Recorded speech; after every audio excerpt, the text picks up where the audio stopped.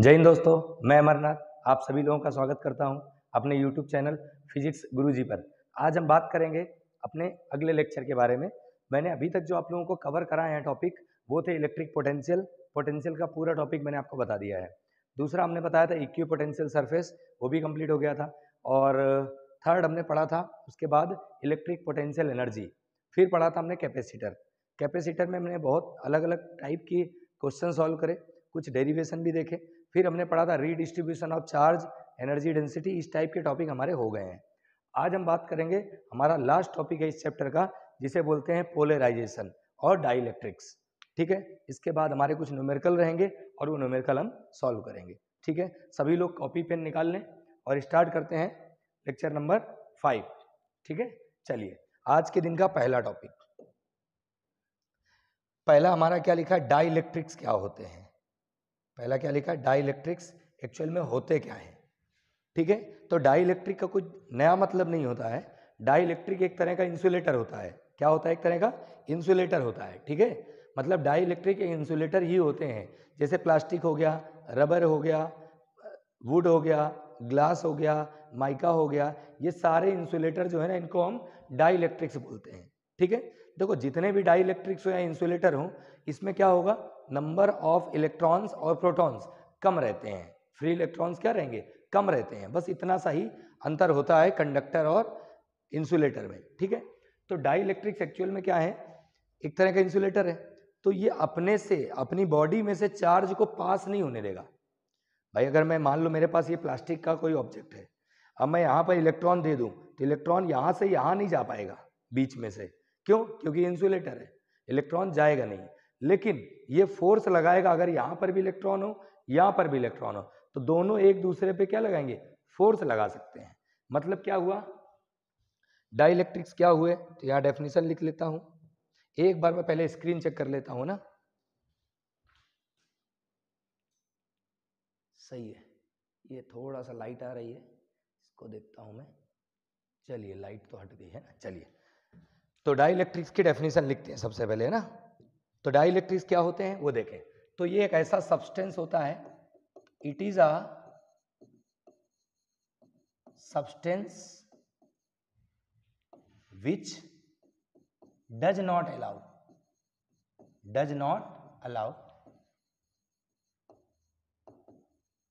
the flow of charge। ये अपने body से चार्ज को फ्लो नहीं होने देता, है ना। Does not allow the flow of charge through it but, लेकिन क्या करता है, अपनी बॉडी में दोनों तरफ के चार्जेस पे फोर्स अप्लाई करने देगा। But it can permits the force, it is a substance which does not allow the flow of charge through it, but it can permit the, या it can apply the, it can permit the force between charge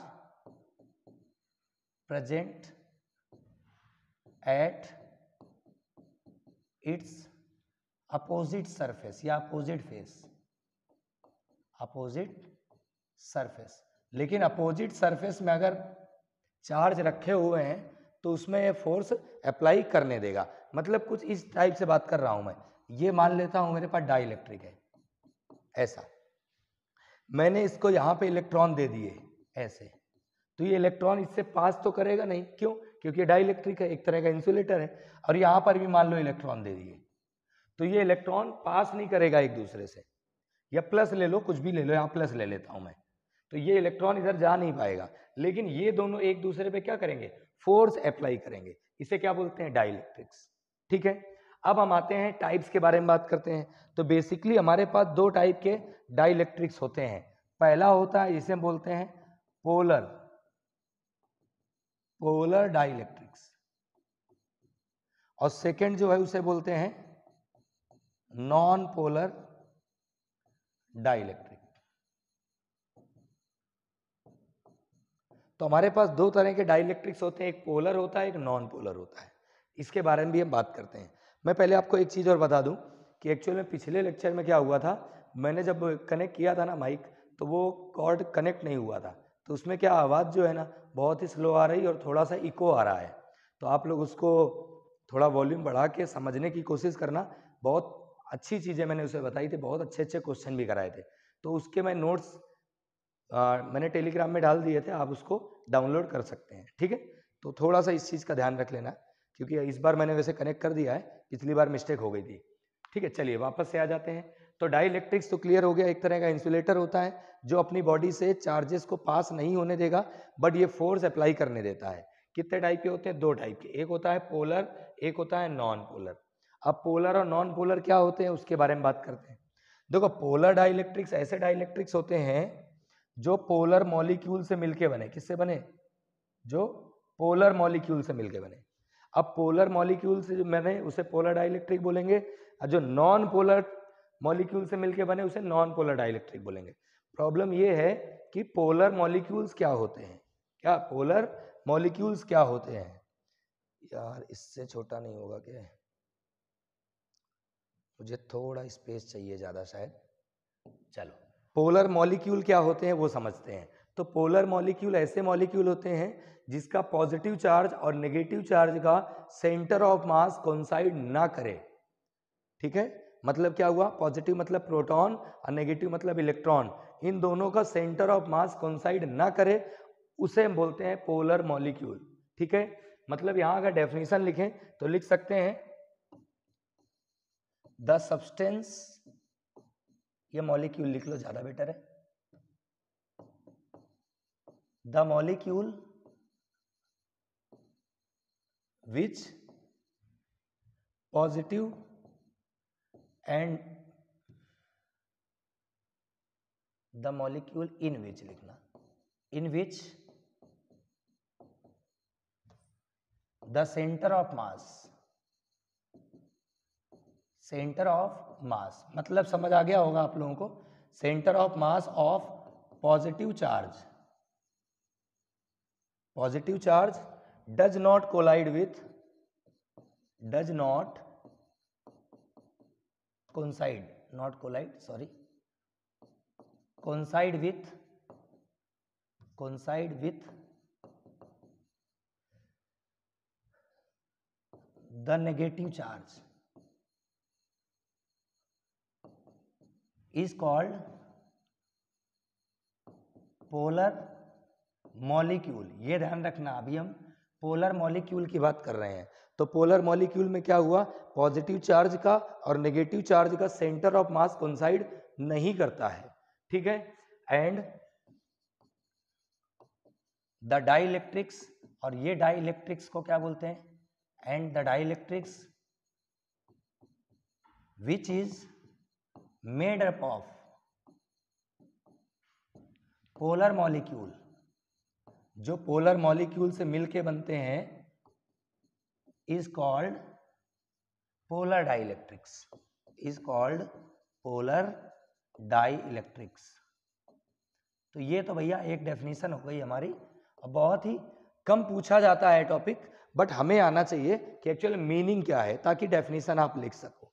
इसके examples लिख देता हूं मैं, जैसे HCl हो गया, NaCl हो गया, KCl हो गया, ऐसे करके कुछ एग्जाम्पल्स हैं।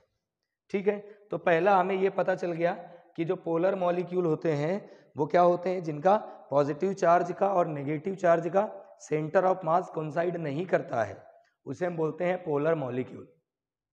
ठीक है, अगर कोइंसाइड कर जाएगा तो उसे क्या बोलेंगे हम? Non polar molecule. और उससे नॉन पोलर मॉलिक्यूल से जो डाइइलेक्ट्रिक बनेगा उसे नॉन पोलर डाइइलेक्ट्रिक्स बोलेंगे। दोनों में डेफिनेशन में क्लियर सा है। इसमें क्या होता है? कोइंसाइड नहीं करता है सेंटर ऑफ मास, इसमें क्या होगा? सेंटर ऑफ मास कोइंसाइड करेगा। ठीक है, इसमें एक चीज इंपॉर्टेंट है, इनका जो डायपोल मोमेंट होता है, इनका जो डायपोल मोमेंट होता है उसकी एक वैल्यू रहेगी, मतलब they have a permanent dipole moment. ये लाइन इंपॉर्टेंट है, they have permanent dipole moment, dipole moment. इनके पास एक परमानेंट डायपोल मोमेंट होता है। ठीक है, यहां पर आ जाए डाइलेक्ट्रिक नॉन पोलर में तो लिख सकते हैं they have zero dipole moment. इनका डायपोल मोमेंट कितना होगा? जीरो होगा। ठीक है, किसका? नॉन पोलर डाइलेक्ट्रिक्स का डायपोल मोमेंट जीरो होता है। अच्छा, एग्जांपल्स देख लें इसके। डेफिनेशन तो क्लियर है सभी को, जैसे हाइड्रोजन हो गया, नाइट्रोजन हो गया, ऑक्सीजन हो गया, इस टाइप से जितने भी रहेंगे वो नॉन पोलर डाइलेक्ट्रिक्स में आएंगे। तो बेसिक डिफरेंस दोनों में क्या है? इसमें पॉजिटिव चार्ज और नेगेटिव चार्ज का सेंटर ऑफ मास कोइंसाइड नहीं करता है, इसमें पोलर में, और नॉन पोलर में कोइंसाइड करता है। बस इतना सा ध्यान रखना है। ठीक है, तो ये हमारा डाइलेक्ट्रिक्स वाला टर्म्स कंप्लीट हुआ। ठीक है, डेफिनेशन है, ज्यादा कोई खास नहीं है, सिर्फ ध्यान रख लेना है और एक एक पॉइंट ये ध्यान रखना है। ठीक है, अब आते हैं इसके नेक्स्ट टॉपिक में, आप लोग इसको नोट कर ले। अगले पे आ जाते हैं। अगला हमारा टॉपिक क्या है? पोलराइजेशन। थोड़ा इंपॉर्टेंट टॉपिक है ना, इस पे थोड़ा सा हम फोकस करेंगे। पोलराइजेशन का क्या मीनिंग होगा? Suppose that we have a dielectrics which is placed in uniform electric field. मैं क्या कर रहा हूं? डाइलेक्ट्रिक को ले रहा हूं। डाइलेक्ट्रिक का मतलब सिर्फ इतना सा हुआ कि मैंने क्या लिया, वुड ले लिया, प्लास्टिक ले लिया, रबर ले लिया, कुछ भी ले ले, और उसको हम क्या करेंगे? इलेक्ट्रिक फील्ड में रखेंगे। कहाँ रखेंगे? इलेक्ट्रिक फील्ड में। समझते हैं इसे। ये मैंने बना लिया इलेक्ट्रिक फील्ड, मतलब एक प्लेट क्या रहेगी? पॉजिटिव ऐसे, और एक प्लेट क्या रहेगी? नेगेटिव। ये हो गया हमारा इलेक्ट्रिक फील्ड। अब इलेक्ट्रिक फील्ड की डायरेक्शन क्या होगी? ऐसे। This is the original electric field, इसलिए ओ लिख लिया मैंने, ये E0। अब बीच में मुझे क्या रखना है? एक डाई इलेक्ट्रिक रख देना है। मैं यहाँ पे एक डाई इलेक्ट्रिक रख देता हूं ऐसे। अच्छा, डाई इलेक्ट्रिक्स में फ्री इलेक्ट्रॉन्स और प्रोटॉन्स क्या रहेंगे? बहुत ही कम। तो ये मैंने डाई इलेक्ट्रिक रखा। अब क्या हुआ होगा भाई? पॉजिटिव चार्ज डाई इलेक्ट्रिक यानी इंसुलेटर के नेगेटिव चार्ज को अट्रैक्ट करेगा। अच्छा, इसमें नेगेटिव चार्ज तो बहुत कम होंगे क्योंकि डाई इलेक्ट्रिक है, बहुत ही कम रहेंगे। तो मान लेता हूं 3 है, तो पॉजिटिव वाला नेगेटिव को अट्रैक्ट कर लेगा, एक यहाँ आया, एक यहाँ आया और एक यहाँ आया, और ये प्लस वाला प्लस को रिपल करेगा, एक यहाँ आया, एक यहाँ आया, एक यहाँ आया। मतलब अगर देखें तो एक्सटर्नल इलेक्ट्रिक फील्ड तो बहुत ज्यादा है, लेकिन अंदर जो चार्ज है डाइलेक्ट्रिक्स में, डाइलेक्ट्रिक तो इंसुलेटर है ना, तो इंसुलेटर में तो चार्ज वैसे भी कम रहते हैं, तो ये बहुत ही कम रहेंगे, बट रहेंगे। तो अगर यहाँ इलेक्ट्रिक फील्ड देखें तो ये ऐसे इलेक्ट्रिक फील्ड बनाएगा, और इस इलेक्ट्रिक फील्ड को हम बोलते हैं पोलराइज्ड इलेक्ट्रिक फील्ड, या इसको हम बोलते हैं इंड्यूस्ड इलेक्ट्रिक फील्ड। दोनों का मतलब एक ही है। ठीक है, पोलराइज्ड या इंड्यूस्ड इलेक्ट्रिक फील्ड, जिसकी डायरेक्शन ओरिजिनल के अपोजिट है। तो पॉइंट क्या आया यहाँ पर? पॉइंट ये आता है कि यहाँ पर डायपोल बनते हैं। क्या बनते हैं? डायपोल। ऐसे देखो, यहाँ पर ये डायपोल बना, एक ये डायपोल बना, एक ये डायपोल बना, ऐसे। अब सोच रहे होगे कि बीच में भी तो होंगे चार्ज। बिल्कुल सही बात है। एक्चुअल में यहां पर भी चार्ज आएंगे, जैसे एक प्लस हुआ, एक माइनस हुआ, ये सॉरी 2 मिनट, हाँ ऐसे ही बनेगा, एक प्लस ये माइनस, एक यहाँ प्लस एक यहाँ माइनस, एक यहाँ प्लस एक, ऐसे बहुत सारे प्लस माइनस बनेंगे। बट होगा क्या? ये अंदर वाले जो चार्ज है ना, एक दूसरे को क्या करेंगे? कैंसिल आउट, न्यूट्रलाइज कर देंगे। तो न्यूट्रलाइज कर देंगे तो ये चार्ज तो बचे ही नहीं, और ये चार्ज अगर बचे ही नहीं तो इसको बनाने का क्या मतलब है? इसलिए हम सिर्फ ये सरफेस वाले चार्ज दिखाते हैं। कौन से दिखाते हैं? सरफेस वाले चार्ज दिखाते हैं। ठीक है, तो अगर हम पोलराइजेशन को डिफाइन करें तो इसको डिफाइन कैसे करते हैं? इस टाइप से। मैं पहले फॉर्मूला लिख देता हूं, फिर डेफिनेशन लिखते हैं। तो पोलराइजेशन का मतलब हुआ induced dipole moment. Induced dipole moment, देखें डायपोल मोमेंट इंड्यूस हुए हैं, मैंने सर्कल कर रखा है। ये क्या है? डायपोल है ना, तो ये डायपोल हमारे इंड्यूस हुए हैं। तो induced dipole moment per unit volume, per unit volume.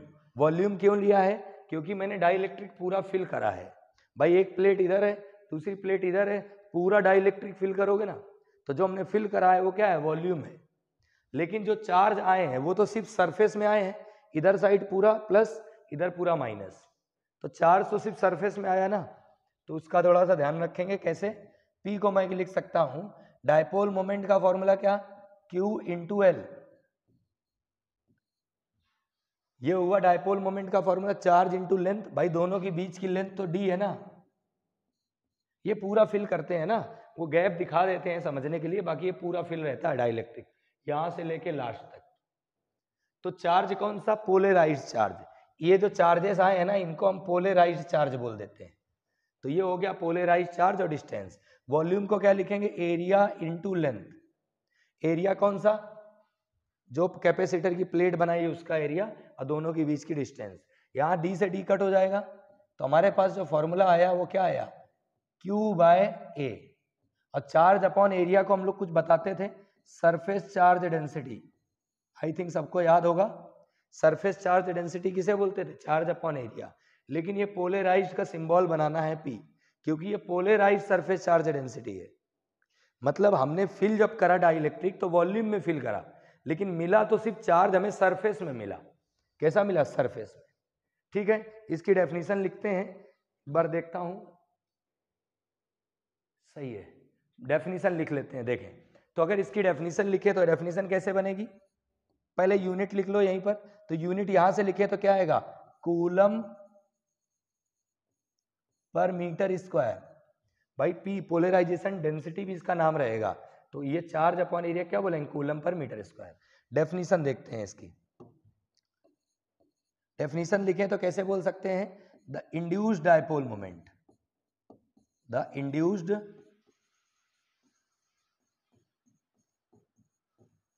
Dipole moment per unit volume,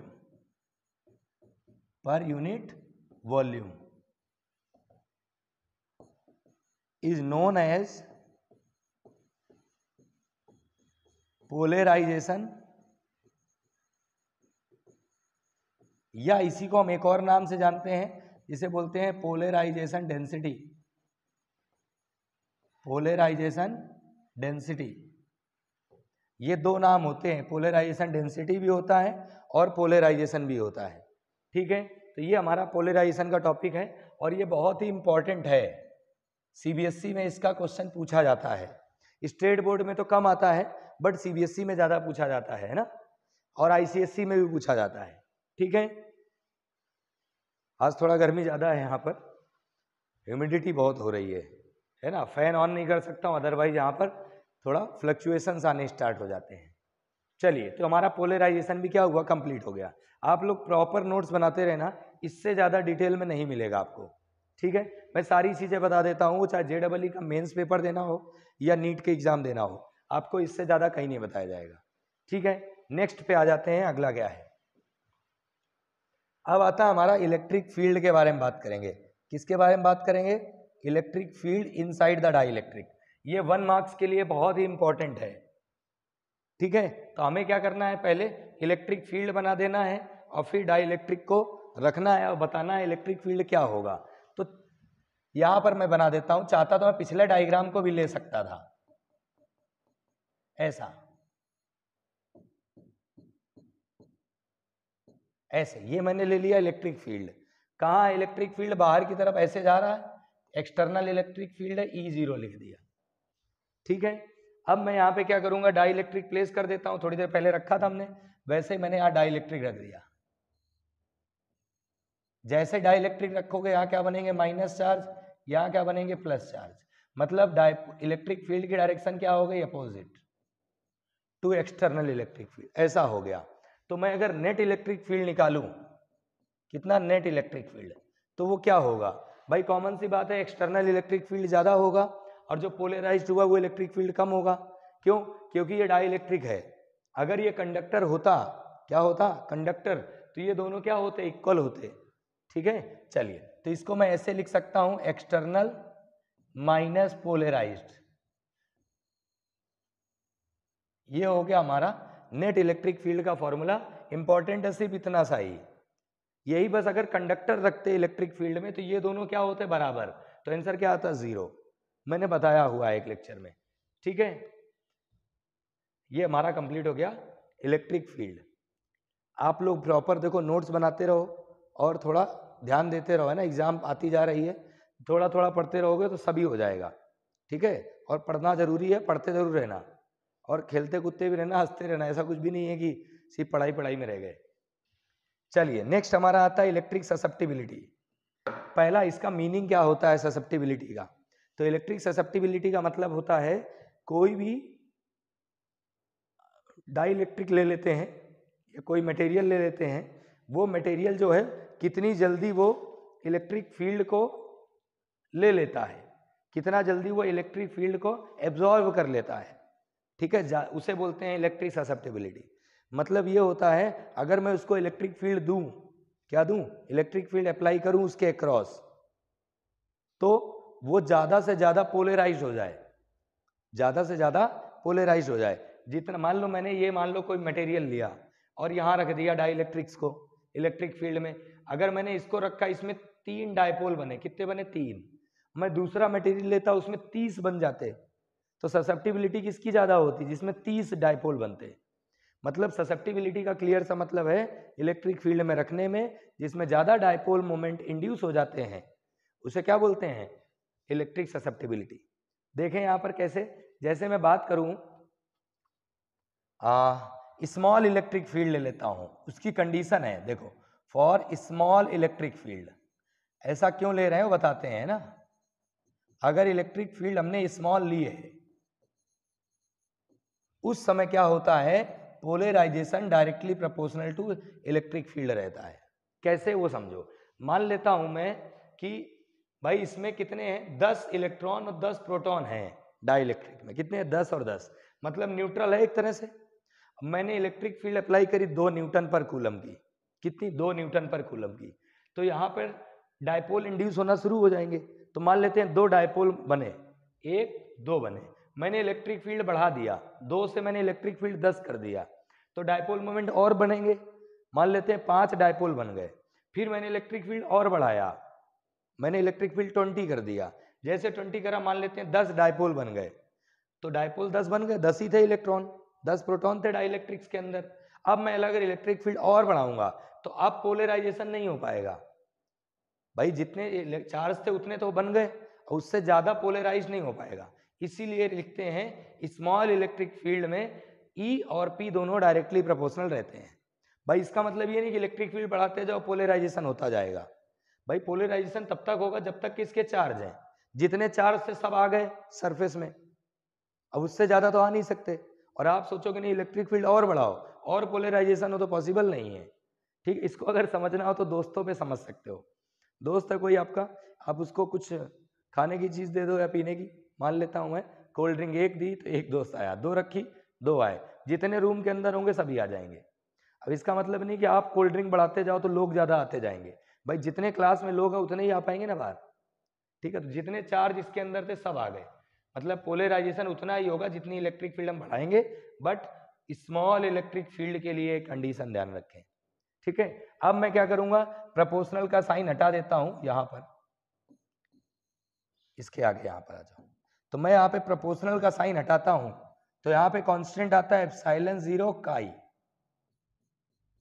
ये एप्सिलॉन 0 भी आता है काई, काई is the symbol of susceptibility, electric susceptibility का सिंबल होता है काई, इसको हम CHI लिखते हैं, इंग्लिश में इसको हम काई पढ़ते हैं, क्या पढ़ते हैं काई, ची नहीं पढ़ना, ची जो हमारा दूसरी फ्रांस वगैरह मतलब दूसरी लैंग्वेज फ्रेंच वगैरह में मिलेगा, ठीक है। तो ये हुआ एप्सिलॉन 0 काई। अब प्रॉब्लम ये है कि यहाँ पर एक कांस्टेंट आता है, 2 कैसे आ गए, तो एप्सिलॉन 0 इसलिए आता है ताकि ससेप्टिबिलिटी हमारा यूनिटलेस हो सके, क्या हो सके, यूनिटलेस यानी कि डायमेंशनलेस, मतलब यहां से मैं ससेप्टिबिलिटी की वैल्यू निकालूंगा तो क्या आएगा P/ε0E, ये आया हमारे पास ससेप्टिबिलिटी का फॉर्मूला, ठीक है। डेफिनेशन भी लिख लेंगे, ये यूनिटलेस आएगा, क्या आएगा यूनिटलेस, मैं इधर लिख देता हूं साइड में क्योंकि राइट साइड मुझे डेफिनेशन लिखनी रहेगी, ये यूनिटलेस होगा ससेप्टिबिलिटी। अब अगर डेफिनेशन लिखना चाहे तो डेफिनेशन लिख सकते हैं, कैसे, तो ये क्या है रेशियो है, क्या है ये रेशियो है, तो it is the ratio of polarisation density या polarisation to epsilon 0 times electric field. भाई डेफिनेशन बनाओ, याद नहीं कर सकते आप बहुत सारा, तो it is the ratio of polarisation density to epsilon 0 times electric field, लिख लेते हैं, तो क्या लिखेंगे, इट इज द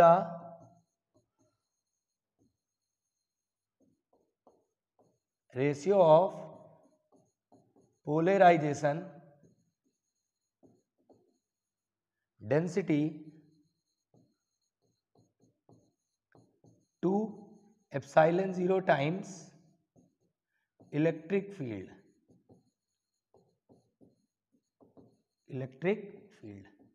ये हो गया हमारा इलेक्ट्रिक ससेप्टिबिलिटी के बारे में। ये भी 1 नंबर के लिए इंपॉर्टेंट है, फॉर्मूला जरूर ध्यान रखेंगे, फॉर्मूला काम आएगा। ठीक है, एक बार चेक कर लेता हूं मैं बोर्ड।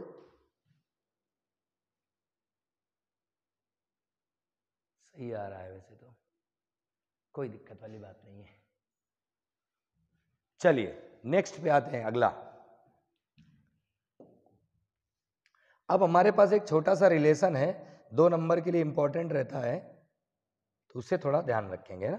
वैसे डायरेक्ट भी लिखा जा सकता है, बट यहाँ पर हमें इसे डिराइव करना है। क्या लिखा हुआ है? Relation between electric susceptibility and dielectric constant.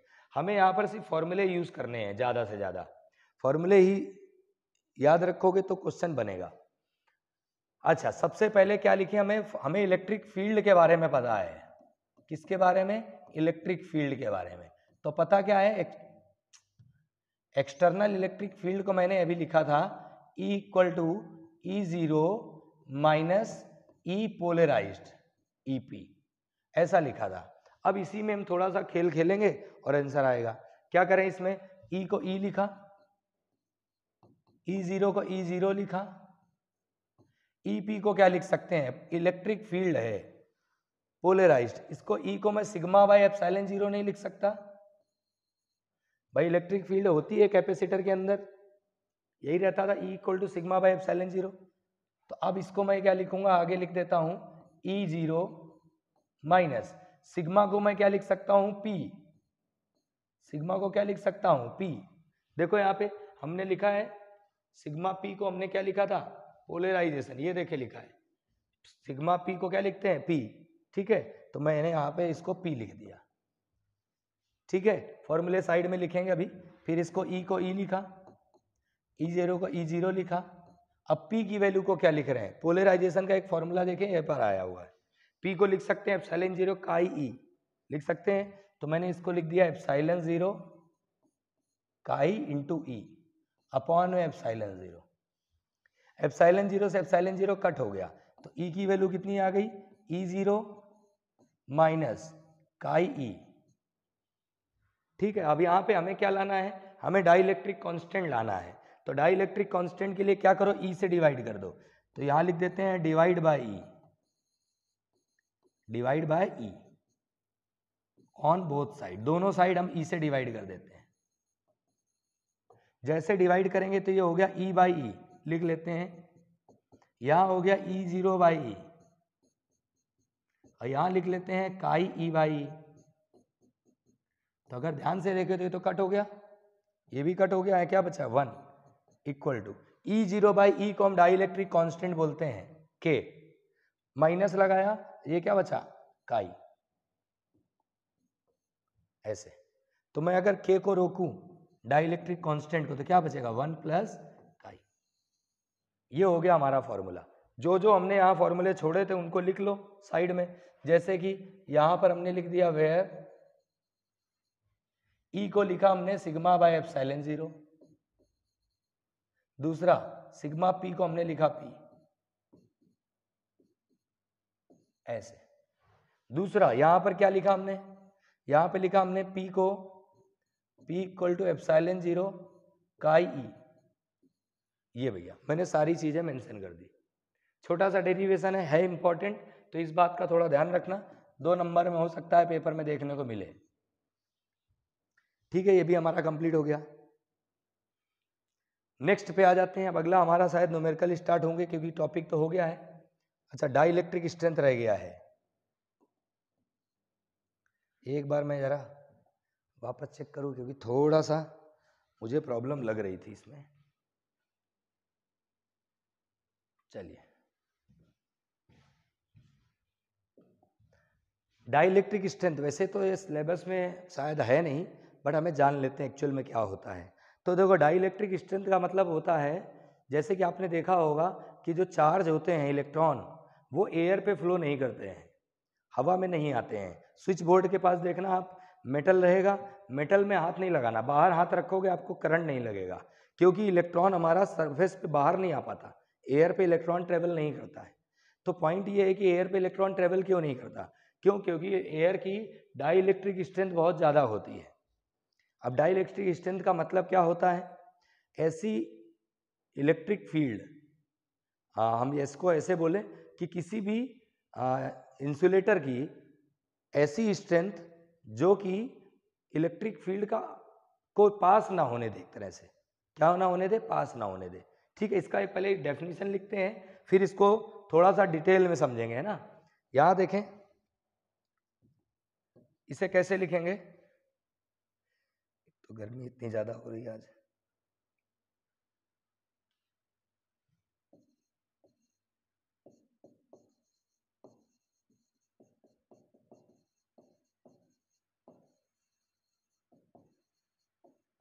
The maximum electric field that can exist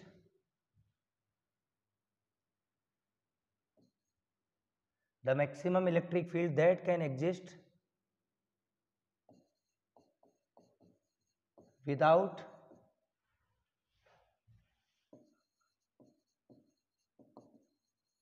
causing the breakdown of its insulating property, insulating property। ठीक है, इसे क्या बोलते हैं, डाई इलेक्ट्रिक स्ट्रेंथ। जैसे कि देखो हमारे पास क्या है, ये एयर है, मान लेते हैं क्या एयर, इसको समझते हैं, ये एयर मॉलिक्यूल है ऐसे। अब एयर मॉलिक्यूल है, इसमें प्लस और माइनस सभी होंगे, ये प्लस ये माइनस, ये प्लस ये माइनस, ऐसे इलेक्ट्रॉन आसपास घूम रहा है, बहुत सारे घूम रहे होंगे। ठीक है, अब मैंने क्या करा, यहाँ इलेक्ट्रिक फील्ड अप्लाई करा, ये हो गया हमारा electric, minus minus minus minus, ऐसे। जैसे ये इलेक्ट्रिक फील्ड अप्लाई करा भाई, मैंने क्या करा, चार्ज बॉडी लेके आ गया, अब माइनस को लाया हूँ पास में, तो ये माइनस वाला किसको अट्रैक्ट करेगा, प्लस को। किसको अट्रैक्ट करेगा, प्लस को। अगर मैं प्लस वाला लाता तो किसको अट्रैक्ट करता, माइनस को। तो मैं यहाँ पे पॉजिटिव चार्ज ले लेता हूँ, क्योंकि इलेक्ट्रॉन को इजीली बाहर लाया जा सकता है, ऐसे। पॉजिटिव चार्ज ऐसे रखोगे किसको अट्रैक्ट करेगा, इलेक्ट्रॉन को। अब इलेक्ट्रॉन एयर मॉलिक्यूल से बाहर नहीं आ पाएगा, क्यों, क्योंकि हमें बहुत ज़्यादा इलेक्ट्रिक फील्ड की रिक्वायरमेंट है। तो हम यहाँ पे इलेक्ट्रिक फील्ड बढ़ाते हैं, पॉजिटिव चार्ज बढ़ाएंगे, जितना ज़्यादा पॉजिटिव चार्ज बढ़ाओगे उतना ज़्यादा इसमें फोर्स लगेगा।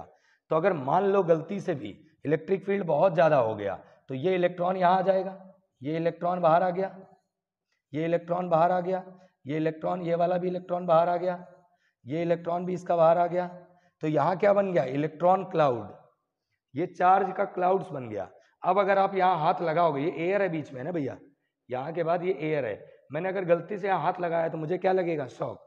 क्यों, क्योंकि इलेक्ट्रॉन बाहर घूम रहे हैं हवा में। ठीक है, तो ये इंसुलेटिंग प्रॉपर्टी को ब्रेक कर रहा है, इतनी ज्यादा इलेक्ट्रिक फील्ड हमें करनी है।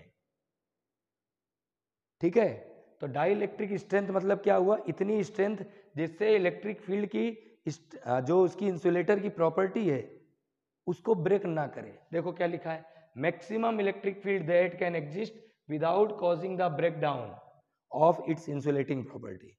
इसकी इंसुलेटिंग प्रॉपर्टी, एयर की जो इंसुलेटिंग प्रॉपर्टी है उसको ब्रेक ना करे, इतनी ज्यादा इलेक्ट्रिक फील्ड को ही हम बोलते हैं डाई इलेक्ट्रिक स्ट्रेंथ। तो डाई इलेक्ट्रिक स्ट्रेंथ एयर की बहुत ज्यादा होती है।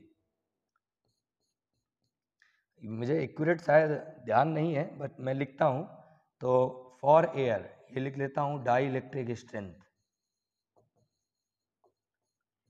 Die electric strength of air is 3 × 10⁶ volt per metre. मुझे ये डेटा ध्यान है ना, मतलब कितना हुआ, 30 लाख वोल्ट पर मीटर अगर इलेक्ट्रिक फील्ड अप्लाई करते हो तो हमारा इलेक्ट्रॉन जो है वो एयर में फ्लो करने लगेगा।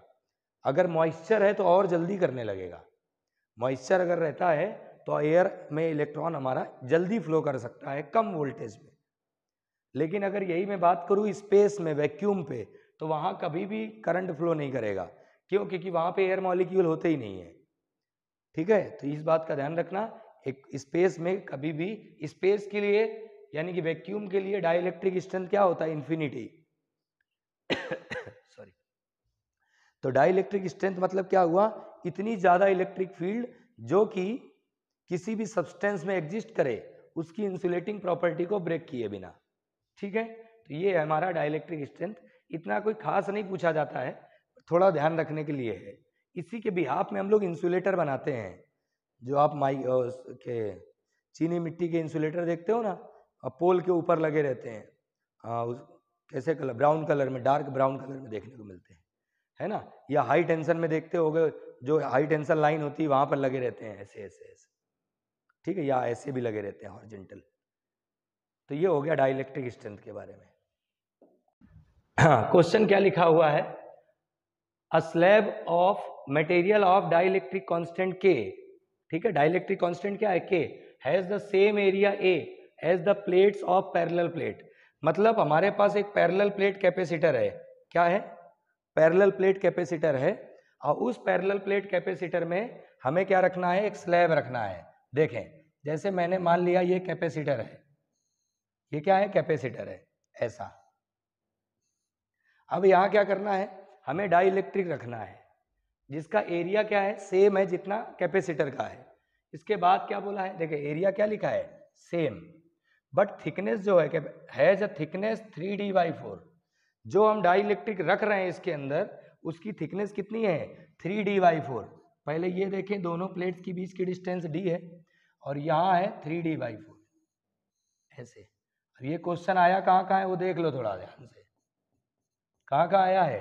पहले सीबीएसई में भी आया, जेई मेन में लगातार 2 बार आया है ना। अब क्वेश्चन देखो कितना सिंपल है। इसकी थिकनेस है 3d/4।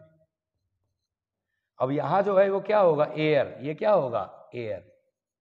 ये सब एयर है यहां पर, ऐसा है। ठीक है, अब क्या बोला है? How is the capacitance change when the slab is inserted between the plates. Capacitance के बारे में बताना है कितना हो जाएगा जब स्लैब रखेंगे। तो जब स्लैब नहीं है, मतलब इसके बीच में कुछ भी नहीं है, सिर्फ एयर है, उस समय कैपेसिटेंस क्या होगा? तो यहां लिख लेते हैं कैपेसिटेंस इन एयर। एयर पे कैपेसिटेंस क्या होगा? तो इसको लिख लेते हैं हम C0, और फॉर्मूला क्या होता है? A/0/d। यही होता है ना। इसको संभाल के रखेंगे, हमें पता है एयर में ये होता है, इसी के रेस्पेक्ट में आंसर बताना है, क्योंकि बोला है ना how is the capacitance changed. Change कितना होगा, तो ये किसी से कंपेयर करना पड़ेगा। दूसरा, जब डाइलेक्ट्रिक रखा तब क्या हुआ? तो ये लिखा हमने capacitance when dielectric is placed, dielectric slab is placed. जब डाइलेक्ट्रिक स्लैब रखी हमने कैपेसिटर में, तब कैपेसिटेंस कितना होगा? तो कैपेसिटेंस हो गया C मान लेते हैं टोटल।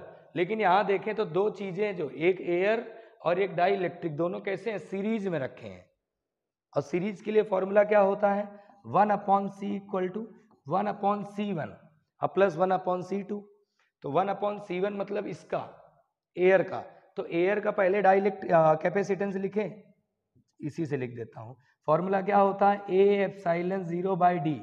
अब d कितना है? तो इसकी थिकनेस कितनी बची? टोटल d था, ये d/4 हो गया, 3d/4। तो यहां क्या बचेगा? d/4। इतना, मतलब डिस्टेंस जो है वो कितनी है? d/4। ऐसे प्लस लगाओ। अब इसके बारे में बात करें तो फॉर्मूला क्या होता है? A/0/d। अब इसका डिस्टेंस कितना है? 3d/4। अब हमें इसे सॉल्व करना है बस। कैसे सॉल्व करेंगे वो देख लेते हैं इसको। तो ये पहली बात तो 4 हमारा ऊपर चला जाएगा, 4, ये वाला 4 इसमें आ जाएगा, और d और ऊपर। इसको मैं ऐसे लिख लेता हूं। अभी सिंपलीफाई कर लेते हैं पहले। ये किसने पहले लिखा था क्या? शायद पहले लिख दिया था। चलो यहां देखो, तो हमारे पास जो रिजल्ट आ रहा कुछ ऐसा आ रहा 1/c इक्वल टू, पहले मैं काम करता हूं, इसमें से कॉमन कर लेता हूं।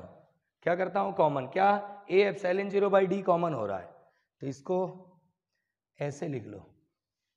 a सॉल्व कर लेते हैं, इसको अलग तरीके से कर लेते हैं। पहले लिखो 1/c इक्वल टू, अब यहां देखो ध्यान से, तो अगर मैं देखूं इसके नीचे अगर 1 लिखूं तो 4 ऊपर चला जाएगा, तो ये होगा 1/4a एप्सिलॉन 0/d प्लस 1/ कितना था यहाँ पे? यहाँ था हमारा 3d/4, तो 4 आ जाएगा ऊपर, तो ये हो जाएगा 4a k एप्सिलॉन 0/3d। ठीक है, अब इसको सॉल्व करें।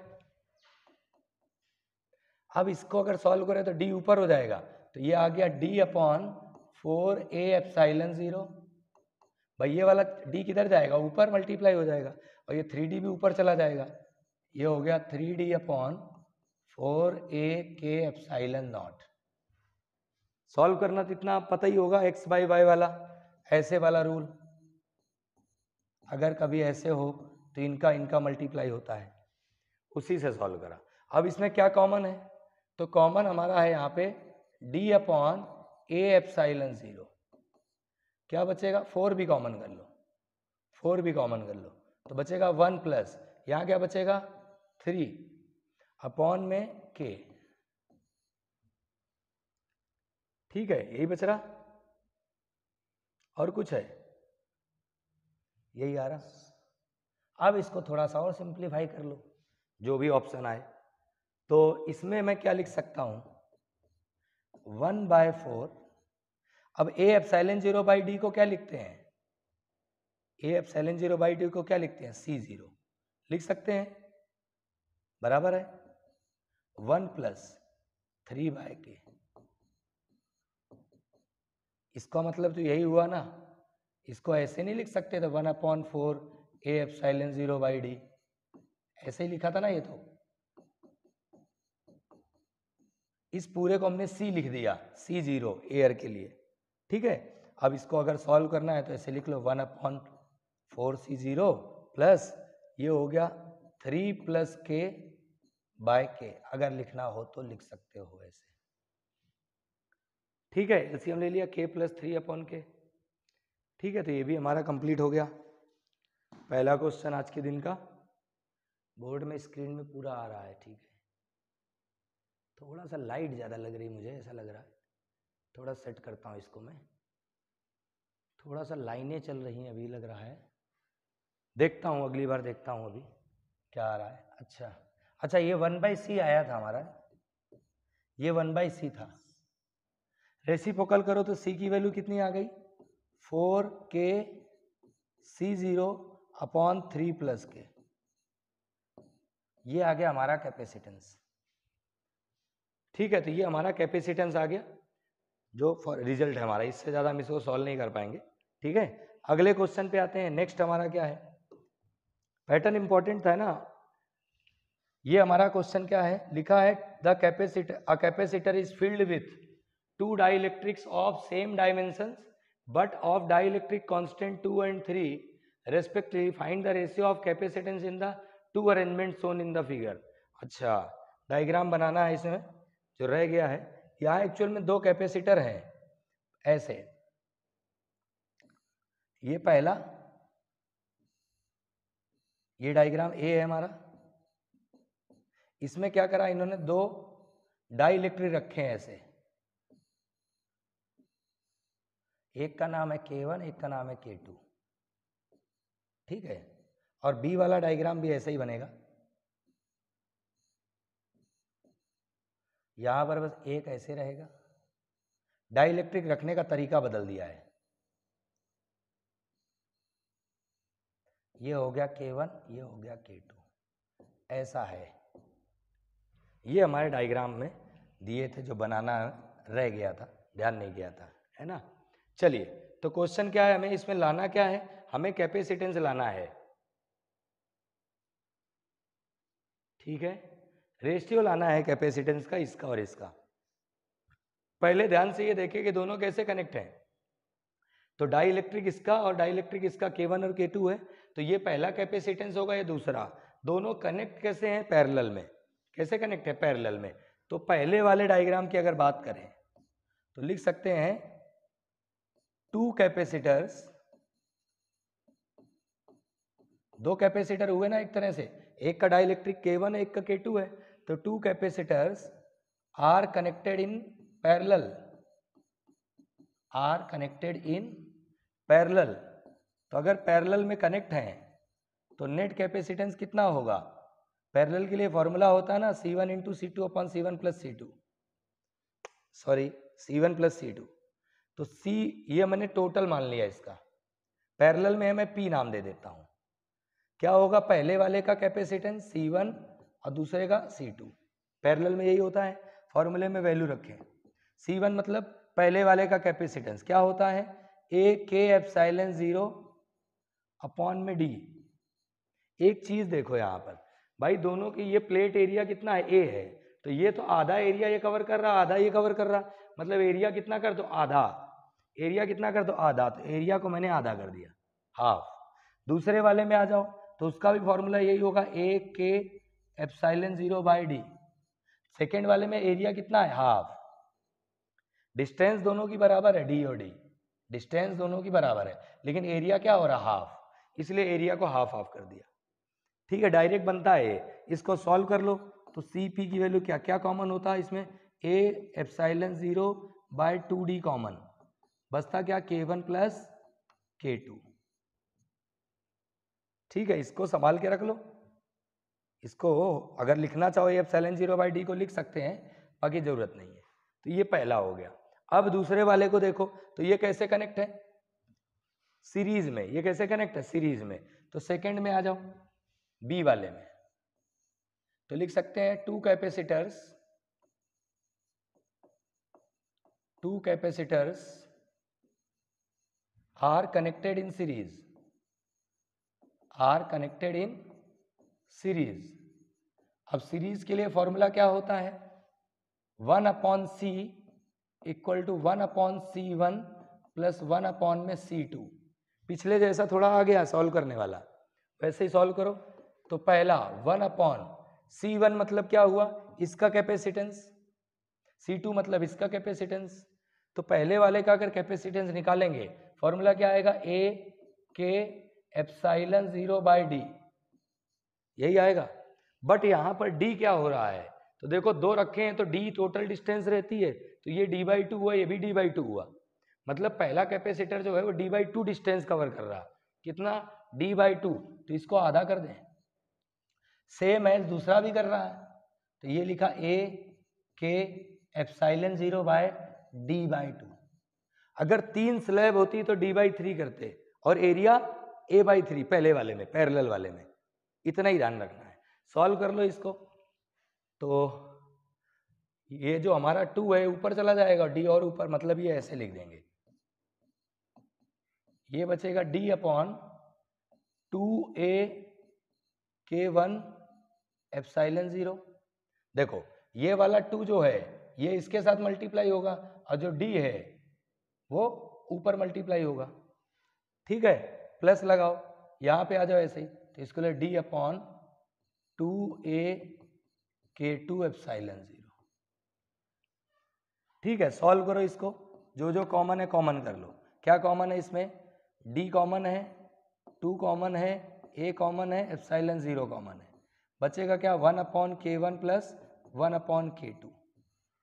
इसको मैं थोड़ा ऐसे नहीं लिख सकता क्या?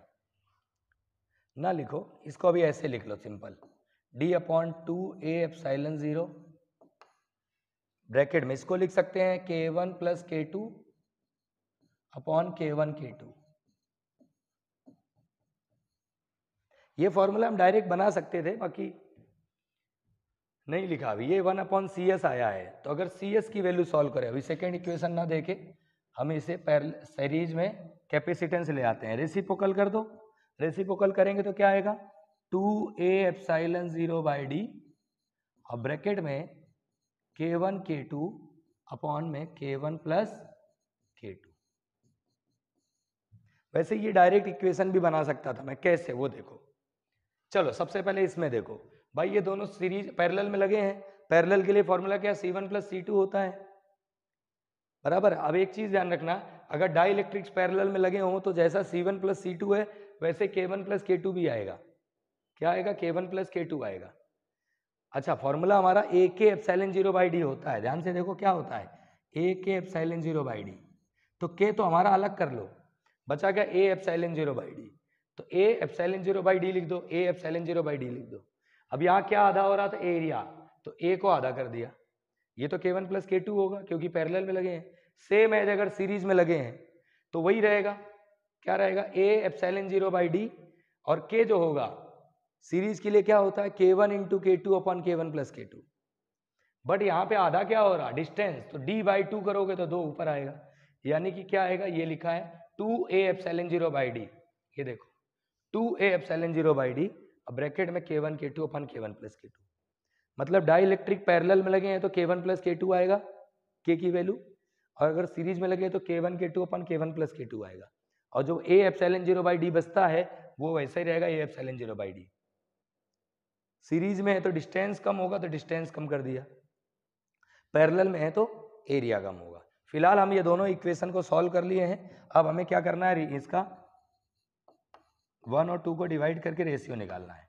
तो CP/CS इक्वल टू, CP की वैल्यू क्या आ रही थी? A∈0/2D, अब ब्रैकेट में आ रहा था K1 + K2, और यहाँ क्या आ रहा है? 2A∈0/d, अब ब्रैकेट में आ रहा K1 K2 अपॉन में K1 + K2। D से देखें, D कट गया, A∈0 से A∈0 कट गया, ये 2 और 2 मल्टीप्लाई 4 हो गया, मतलब हमारे पास बचा 1/4। यहाँ क्या बचा? 1/4, ये 2 और 2 4 हो गया ना, 1/4।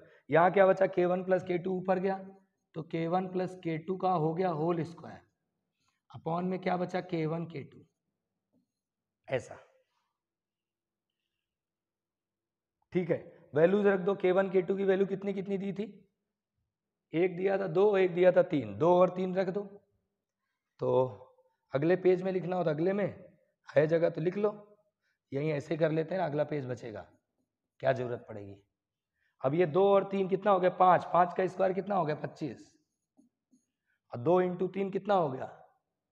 6, मतलब 25/4 × 24, 25/24 आ रहा है, 25/24।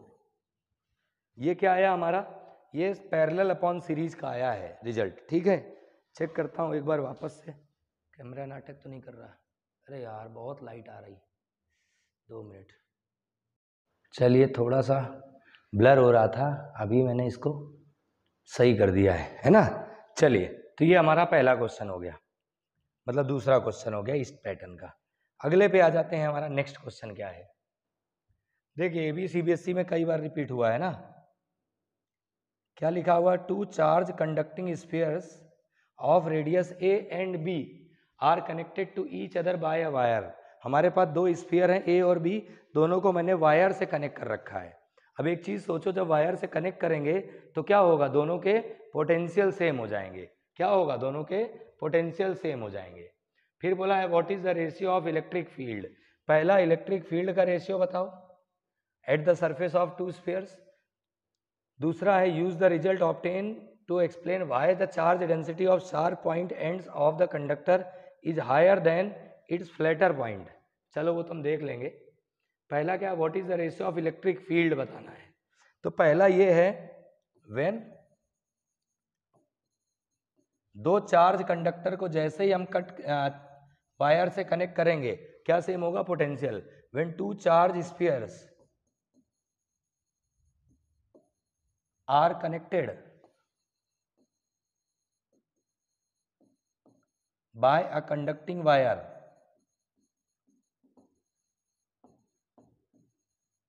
देन क्या होगा? दोनों के पोटेंशियल सेम हो जाएंगे। क्या होंगे? Potential same. पोटेंशियल का फॉर्मूला होता है KQ/R। चार्ज अलग से दिया तो नहीं है, नहीं दिया तो हम कुछ भी ले सकते हैं। Q1/R की जगह A, और के क्यू बाय आर, रेडियस अलग अलग था तो के से के क्या हो गया, कैंसिल। तो यहाँ से हमारे पास एक वैल्यू आ गई किसकी, Q1 और Q2 का रेशियो, ऐसा लिख सकते हो Q1 बाय ए Q2 बाय बी। इसका यूज करेंगे हम कहाँ पे, जब हम इसको इलेक्ट्रिक फील्ड फाइंड करेंगे। तो इलेक्ट्रिक फील्ड फाइंड कर लो, तो इलेक्ट्रिक फील्ड का रेशियो बताना था ना। तो इलेक्ट्रिक फील्ड क्या होता है, तो यहाँ लिख सकते हो वी नो दैट, भाई इलेक्ट्रिक फील्ड का फॉर्मूला तो ये होता है ना के क्यू बाय आर स्क्वायर। सो अगर रेशियो निकाले तो क्या E1 by E2 equal to क्या आएगा, के Q1 बाय ए स्क्वायर, इसका आएगा के Q2 बाय बी स्क्वायर, यही आएगा रेशियो के क्यू बाई आर स्क्वायर से दोनों स्फीयर का। अब यहाँ देखें क्या क्या कट हुआ, के से के कट हो गया, तो ये बचा क्या, Q1 बाय Q2 इंटू ये बी ऊपर जाएगा, बी स्क्वायर अपॉन ए स्क्वायर। अब Q1 बाई Q2 को हम यहाँ से लिख सकते हैं कुछ, यहाँ से अगर Q1 बाई Q2 लिखना चाहूँ तो मैं लिख सकता हूँ A upon B. Q1 by Q2 क्या आएगा, A अपॉन बी। तो यहाँ लिख लेते हैं Q1 बाई Q2 की जगह A अपॉन बी, और ये है बी स्क्वायर अपॉन ए स्क्वायर। तो ये आ गया रेशियो इलेक्ट्रिक फील्ड का, सिंपल सा क्वेश्चन है। इसका A से A कट हो गया, B से B, यानी कि रेशियो क्या आया, B अपॉन A, ये आंसर आया। अच्छा, इसमें कभी कभी ना सरफेस चार्ज डेंसिटी भी पूछता है, ध्यान रखेंगे क्या पूछता है, सरफेस चार्ज डेंसिटी। ये साइड में मेंशन कर देता हूं मैं, sigma equal to charge upon area. Sphere थे इसलिए ऐसा रिलेशन रहेगा, ठीक है, इससे भी क्वेश्चन आता है इसका। फिलहाल इन्होंने एक चीज और पूछी थी, क्या पूछा था, explain why charge density on sharp point ends are conductor higher. देखो शार्प पॉइंट अगर है तो यहां लिख सकते हैं वी नो दैट, भाई शार्प पॉइंट पे क्या ज्यादा होगा, चार्ज कम होगा। भाई शार्प पॉइंट की बात कर रहा, हम चार्ज अपॉन सरफेस एरिया लिख सकते हैं। अब अगर शार्प पॉइंट है तो आर क्या होगा, कम, तो यहां लिख लेते हैं for sharp point sigma proportional to 1 by r square है, और शार्प पॉइंट में क्या है, आर हमारा कम है। सो अगर आर कम है तो सिग्मा क्या होगा, ज्यादा, surface charge density maximum, surface charge density क्या होगी, ज्यादा हो जाएगी। भाई इन्होंने बोला है कि शार्प पॉइंट पे सरफेस चार्ज डेंसिटी ज्यादा होती है, ऐसा बताना है, क्यों होती है। तो लिखा charge density on the sharp end pointed ends of the conductor is higher than that of flatter. Sharp या पॉइंटेड वाला है कि जैसा कॉम्ब देखा है कंघा, तो कंघे का जो ऊपर वाला हिस्सा होता है ना पॉइंट, वो शार्प पॉइंट हुआ, पॉइंटेड एंड है, वहां चार्ज डेंसिटी सबसे ज्यादा है। करंट अगर लगेगा तो वो एंड पॉइंट पे जो रहता है ना एरिया कम, वहां चार्ज डेंसिटी ज्यादा रहती है, शॉक तेज लगता है। Higher than the flatter portion, flat portion है तो एरिया ज्यादा होगा, एरिया ज्यादा होगा तो चार्ज डेंसिटी कम होगी।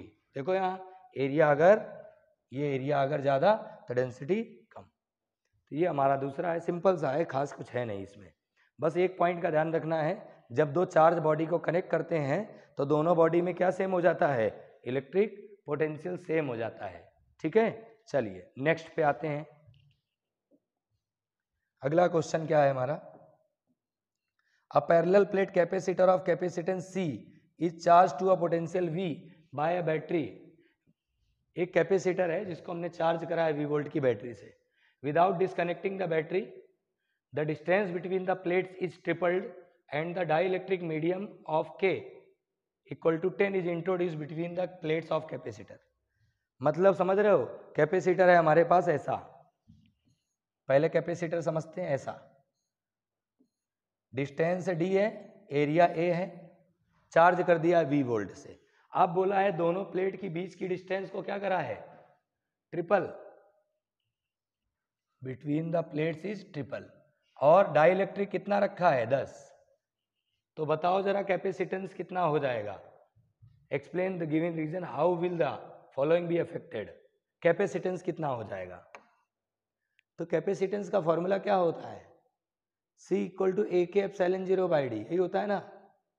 एरिया से मैं के की वैल्यू 10 है, डी हमारा हो गया। लो पहला देखो, पहला यहां लिख लेते हैं, इन एयर अगर दोनों प्लेट्स के बीच में कुछ भी नहीं होता तो कैपेसिटेंस क्या होता, A epsilon 0 by D.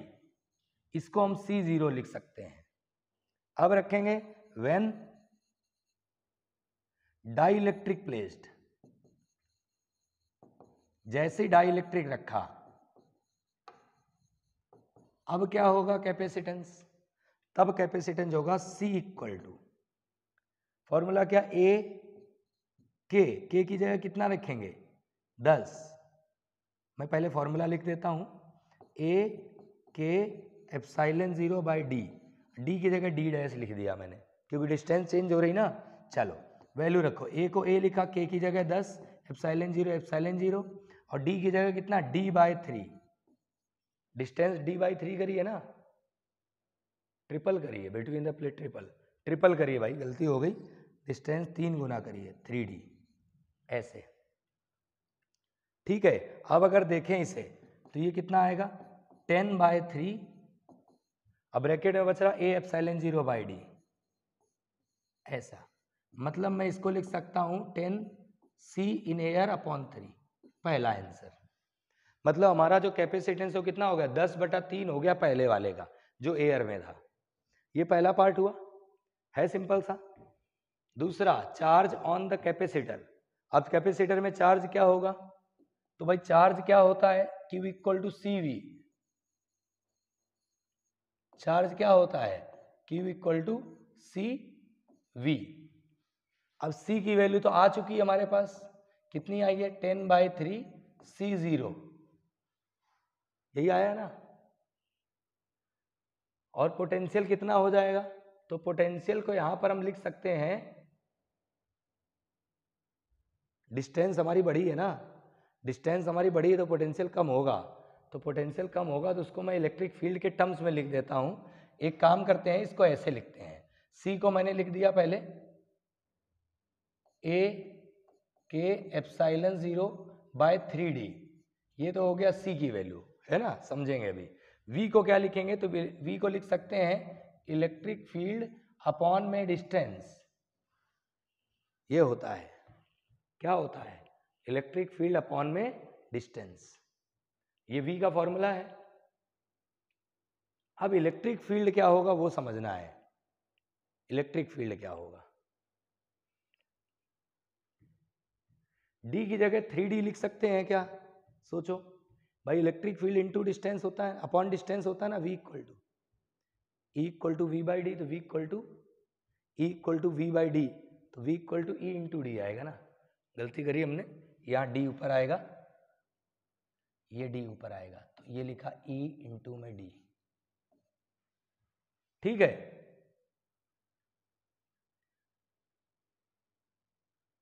Values रख के देख लें, है ना। मेरा बस ये कंफ्यूजन है कि V की जगह क्या लिखा जाए। C तो हमें समझ आ गया, कैपेसिटेंस जो होगा इनटू पोटेंशियल, मैं पोटेंशियल अलग से भी निकाल सकते थे अपन, बाकी निकाल लेते हैं। V की जगह क्या लिखा, E इंटू डी।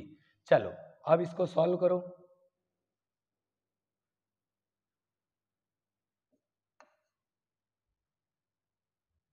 रखें यहाँ पे वैल्यू, तो इसको लिख देता हूं मैं, A को A लिखा, K की जगह 10 लिखा, एप्सिलॉन 0 लिखा, और 3D को 3D लिखा, इंटू लगाया।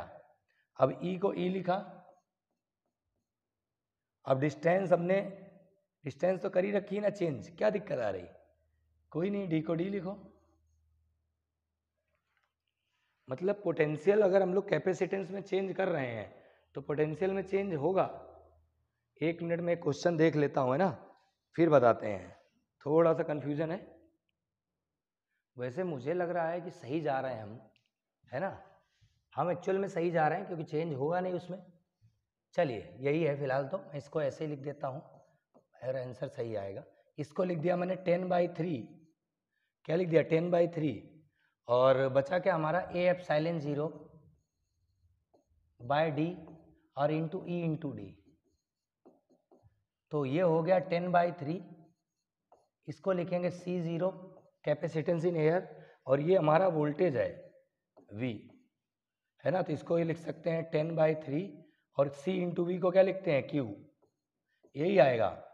भाई चेंज क्यों होगा, क्योंकि मैंने एक जगह तो चेंज कर दिया ना भाई, कैपेसिटेंस में चेंज कर दिया तो इलेक्ट्रिक फील्ड में डिस्टेंस थोड़ी ना चेंज करेंगे, ठीक है, यही रहेगा।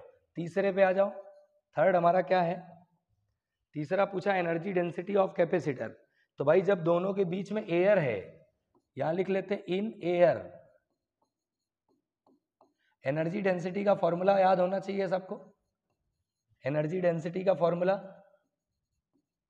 एनर्जी डेंसिटी का फॉर्मूला होता है हाफ एप्सिलॉन 0 ई स्क्वायर, ये एनर्जी डेंसिटी का फॉर्मूला है। जब मैंने मीडियम रखा तो व्हेन स्लैब इज प्लेस्ड, जब हमने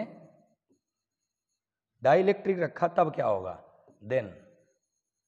अब अगर U की बात करें तो क्या आएगा, हाफ एप्सिलॉन 0 की जगह क्या होगा, K एप्सिलॉन 0, क्या होगा K एप्सिलॉन 0, और ई स्क्वायर को हम लिख सकते हैं ई स्क्वायर, ऐसा, ठीक है। अब वैल्यूज रख लेते हैं इसमें, तो ये क्या आएगा हमारे पास, हाफ K की जगह 10, एप्सिलॉन 0 के एप्सिलॉन 0, और ई स्क्वायर को हम लिख देते हैं ई स्क्वायर। भाई K में मैंने क्या कर दिया, चेंज कर दिया, तो इलेक्ट्रिक फील्ड वही रहेगा। तो ये आ गया हमारा U equal to 10 times half epsilon 0 E square, मतलब U को लिख सकता हूं 10 टाइम्स U0। इलेक्ट्रिक फील्ड को हम लोग पोटेंशियल अपॉन डिस्टेंस लिख सकते थे, पोटेंशियल अपॉन डिस्टेंस लिख सकते थे, इलेक्ट्रिक फील्ड तो सेम ही रहेगा ना। हाँ देखो एक चीज गड़बड़ हो रही है, क्या होगा, इलेक्ट्रिक फील्ड जो है ना वो तो चेंज हो जाएगा क्योंकि डिस्टेंस इसमें चेंज थोड़ी ना करा है। तो इसको एक काम करना, ऐसा लिखना, इसको लिख देना E की जगह E0 अपॉन में डिस्टेंस हमने क्या कर दिया, 3 गुना कर दिया, ऐसा, ठीक है। तो ये 9 आ जाएगा यहाँ पे, और ये हो जाएगा E square by D square, ठीक है, थोड़ी सी मिस्टेक थी। तो ये हो गया 10/9, पूरा लिख देता हूं मैं इसको, क्या आएगा 10/9, तो U इक्वल टू आया 10/9 U0, ठीक है। मतलब मैं यहाँ पे साइड में फॉर्मूला मेंशन कर देता हूं, एक्चुअल में हमने किया क्या, हमने यहाँ पे किया इलेक्ट्रिक फील्ड को लिखा मैंने electric field in air divide by distance,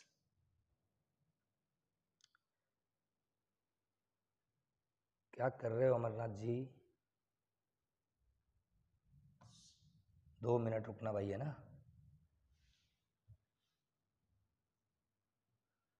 इसे बोलते हैं लेक ऑफ कंसंट्रेशन, ठीक है, क्या बोलते हैं, लेक ऑफ कंसंट्रेशन। बाहर बारिश हो रही है और यहाँ गर्मी है, इस चक्कर में सही से मन नहीं लग रहा है। चलिए कोई बात नहीं, देखो हाफ को हाफ लिखा मैंने, K को मैंने लिखा 10, एप्सिलॉन 0 के एप्सिलॉन 0। इलेक्ट्रिक फील्ड मैं साइड में सॉल्व करता हूँ। देखो भाई इलेक्ट्रिक फील्ड क्या होता है, तो इसे लिखेंगे electric field equal to potential upon में लेंथ, ये होता है फॉर्मूला। तो मैंने क्या करा, इलेक्ट्रिक फील्ड को इलेक्ट्रिक फील्ड लिखा, पोटेंशियल को पोटेंशियल लिखा, और डिस्टेंस हो गया 3D, कितना हो गया 3D, ऐसा। मतलब मैं इलेक्ट्रिक फील्ड की जगह लिख सकता था V0 स्क्वायर अपॉन में 3D का स्क्वायर, तो V0 अपॉन 3D का स्क्वायर, ऐसा। E की जगह V/D लिख सकते हैं। अब इसको सॉल्व कर लो, तो U हो गया, ये बचा हमारा 10 अलग कर लो, और ये 3 का स्क्वायर कितना हो गया 9 अलग कर लो, बचा क्या, half epsilon 0 V0 square upon D square, और इसको लिख देते हैं 10/9, ये हो गया हाफ एप्सिलॉन नॉट, और इसको लिख दिया E0 स्क्वायर। अब इसको क्या लिखते हैं हम लोग, इसको E0 लगा सकते हो, है ना, एयर की बात कर रहा। तो ये हो गया U equal to 10/9 U naught, ये आ गया। थोड़ा सा दिक्कत आई क्वेश्चन में क्योंकि थोड़ा जल्दी जल्दी करने की कोशिश में था मैं, है ना। बाकी रिकॉर्डिंग तो सही चल रही है, देखेंगे अभी क्या है। रुमाल कहाँ रखा है भाई, चलिए कोई नहीं, अगले क्वेश्चन पे आते हैं। नेक्स्ट क्वेश्चन हमारा क्या है, लिखा है 2 capacitors of capacitance 6 and 12 are connected in series with a battery. 2 capacitor हैं 6 माइक्रोफैरड और 12 माइक्रोफैरड के, दोनों सीरीज में कनेक्ट कर रखे हैं बैटरी के साथ। The voltage across 6 microfarad is 2 volt, compute the total battery voltage. 2 capacitor लगा लो ऐसे, एक और ये दो, दोनों को एक बैटरी से कनेक्ट कर दो ऐसे। अब ये एक हमारा 6 माइक्रोफैरड का है और एक हमारा 12 माइक्रोफैरड का है ऐसे। अब बोला है 6 माइक्रोफैरड में 2 वोल्ट जा रहा है, मतलब इसमें कितना वोल्ट गया, 2 वोल्ट। इसमें कितना जाएगा हमें नहीं पता, इसमें कितना जाएगा हमें नहीं पता। ठीक है, चलो एक चीज पहले मुझे पता है कि दोनों में से सेम क्या जाएगा, चार्ज। जितना चार्ज पहले से उतना दूसरे से भी जाएगा। तो एक चीज पक्का है कि चार्ज जो 6 से जाएगा वही 12 से भी जाएगा। चार्ज तो दोनों में सेम जाएगा। और चार्ज को क्या लिखते हैं, CV, C1 V1 equal to C2 V2। Q equal to CV होता है। C की वैल्यू कितनी, पहले में 6 और V की वैल्यू कितनी है 2, बाद वाले में C कितना है 12 और V कितना है नहीं पता। तो V की वैल्यू कितनी आ गई, 12/12 1 वोल्ट। लो भाई साहब, अगर V हमारा 1 आया तो टोटल वोल्टेज कितना आएगा, 2 और 1 3। भाई टोटल वोल्टेज क्या आएगा, V1 प्लस V2। ये V1 है और ये V2 है। तो V1 कितना है 2 और V2 कितना 1, तो बैटरी का वोल्टेज कितना होगा 3V, यानी कि 3 वोल्ट। ठीक है, छोटा सा क्वेश्चन है, ज़्यादा कुछ खास नहीं है, एक कॉन्सेप्ट पे ध्यान रखोगे तो बन जाएगा तुरंत। ठीक है, नेक्स्ट पे आते हैं, अगला क्वेश्चन। ये देखें नेटवर्क बना हुआ है, हमें करना क्या है, हमें A और B पॉइंट के बीच में कैपेसिटेंस सॉल्व करना है। C1 की वैल्यू 3 पिकोफैरड है, C2 2 पिकोफैरड है। एक चीज देखो तो C1 C2 C1 ये दोनों कैसे, तीनों कैसे लगे हैं सीरीज में। देखो भाई अगर करंट ऐसे जाता, इस पॉइंट पे डिवाइड हो गया, किधर चला जाता है किधर जाता। अब ये वाला जो करंट जा रहा है वही करंट यहाँ जा रहा है, वही करंट यहाँ जा रहा, मतलब ये तीनों कैसे कनेक्ट हैं, सीरीज में। तो यहाँ लिख लेते हैं C1, C2 and C1 are in series. और सीरीज के लिए फॉर्मूला क्या होता है, C डैश ले लेते हैं, C1/C1 कितना है 3, प्लस 1/C2 कितना है 2, और प्लस 1/C3, C3 मतलब C1 कितना है 3। ये इसकी वैल्यू कितनी है 3 2 3 3 2 3। सॉल्व कर लो इसको, एलसीएम ले लो, कितना आएगा 6, 3 से कट हुआ कितना बचा 2, ये 3 और ये 2, कितना आ गया 2 2 4 3 7/6 माइक्रोफैरड, सॉरी पिकोफैरड, पिकोफैरड। इसको उल्टा कर दें भाई, रेसिप्रोकल करना पड़ेगा ना, 6/7 आया पिकोफैरड। मतलब इस जब इनको कनेक्ट किया, ठीक है। अब अगर देखें ध्यान से तो इसको जब हमने हटाया, इस पूरे को जब हमने हटाया तो हमारे पास जो बना वो ऐसा बना, तीनों को मिला दिया ना।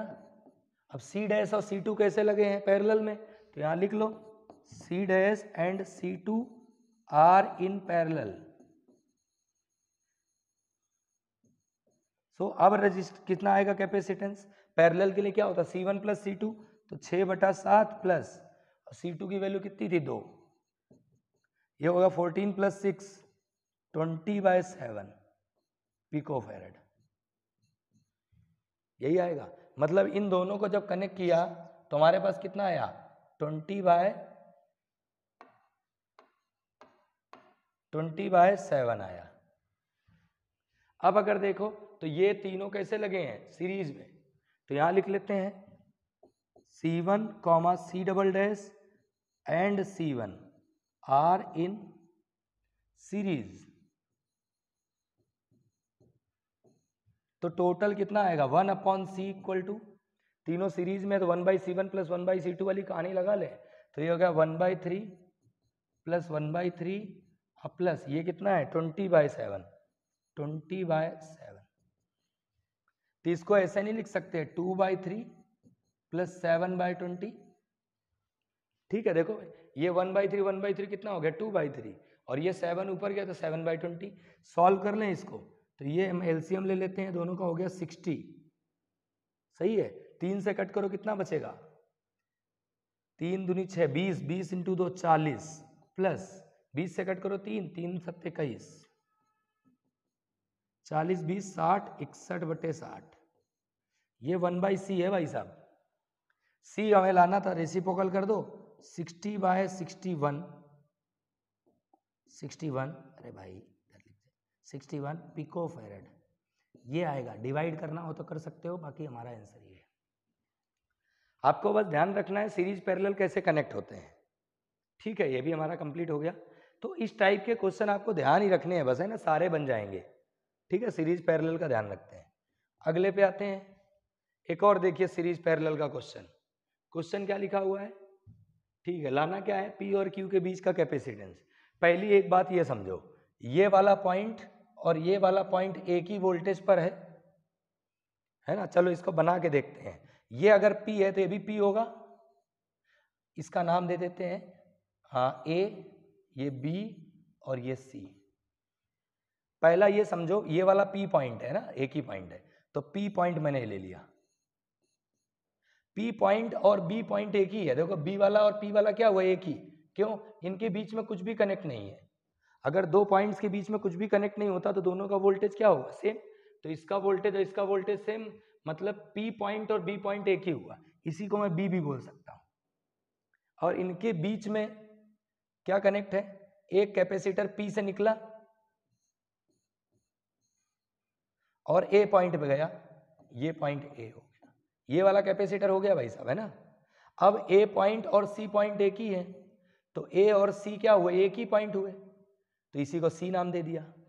अब अगर A और B के बारे में बात करें तो एक और कैपेसिटर लगा है, ये वाला, तो A कहाँ है ये और B कहाँ है ये, एक कैपेसिटर लगा दिया। ये लो, A और B के बीच में एक लगा था, A और ये B एक लगा दिया। अब B और C के बीच में एक लगा है, तो B कहाँ है ये और C कहाँ है ये, फिर से एक लगा दिया, ये तीसरा।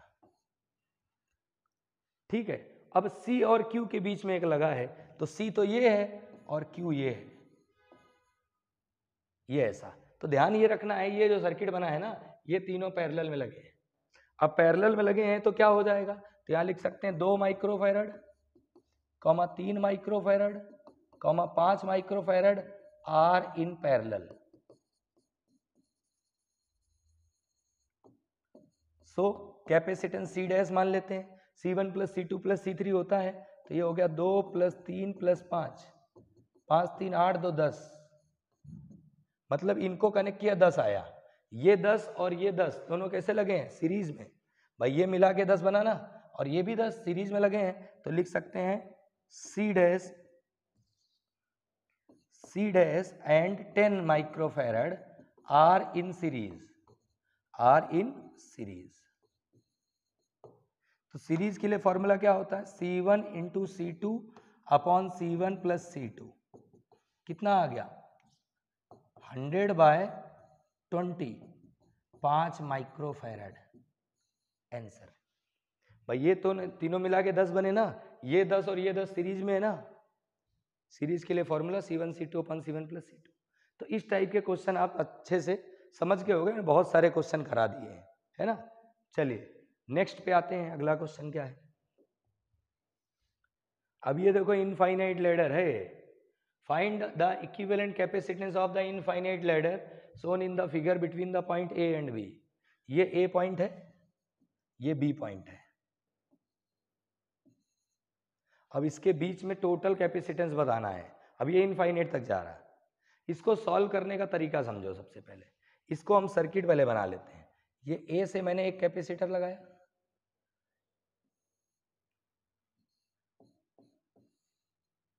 ऐसे देखो ये तो 2 का है, ये 1 का है। इसके बाद फिर से वही 2 1 और 2 1 के रिपीट हो रहे हैं। यहां से जाने के बाद फिर से वही रिपीट हो रहा। जब रिपीट हो रहा मतलब ये इनफाइनाइट है। तो भाई अगर इनफाइनाइट है तो उसका कैपेसिटेंस कितना होगा नहीं पता। तो हम मान लेते हैं टोटल का जो कैपेसिटेंस है ए और बी के बीच का वो है सी, इन दोनों के बीच का टोटल सी। तो भाई अगर टोटल सी माने पूरा, इन दोनों के बीच में सी अगर माने तो इनफाइनाइट का भी सी मान सकते हैं। भाई देखो ये मैंने मान लिया टोटल कैपेसिटेंस ए और बी के बीच कितना है, सी है। कितना है, सी है। तो ये जो रिपीट हो रही ब्रांच है, एक ये रिपीट हुई फिर ऐसे करके, ये जो इनफाइनाइट वाला है इसका भी कितना होगा, सी। भाई टोटल वाले में इनफाइनाइट वाला है, इनफाइनाइट वाले का तो बहुत ज़्यादा होगा, बहुत हो सकता है, कितना हो सकता है नहीं पता। तो टोटल से इतने को जोड़ने में कोई फर्क नहीं पड़ेगा क्योंकि इनफाइनाइट सीरीज है। तो हम क्या लेंगे, ये ऐसा बना लेंगे, लिखेंगे let the total capacitance is C. So total capacitance क्या ले लिया हमने, सी ले लिया। ठीक है, इसी तरीके से रजिस्टर के भी क्वेश्चन करे जाते हैं। अब ध्यान से देखें तो दोनों कैसे कनेक्ट है, पैरेलल में। यहां लिख सकते हैं C and 1 microfarad are in parallel. अगर पैरेलल में है तो क्या हो जाएगा इनका capacitance, C1 plus C2, 1 plus सी आया। इन दोनों कनेक्ट करके क्या बना, 1 प्लस सी। मतलब डायग्राम हमारा कुछ ऐसा बना,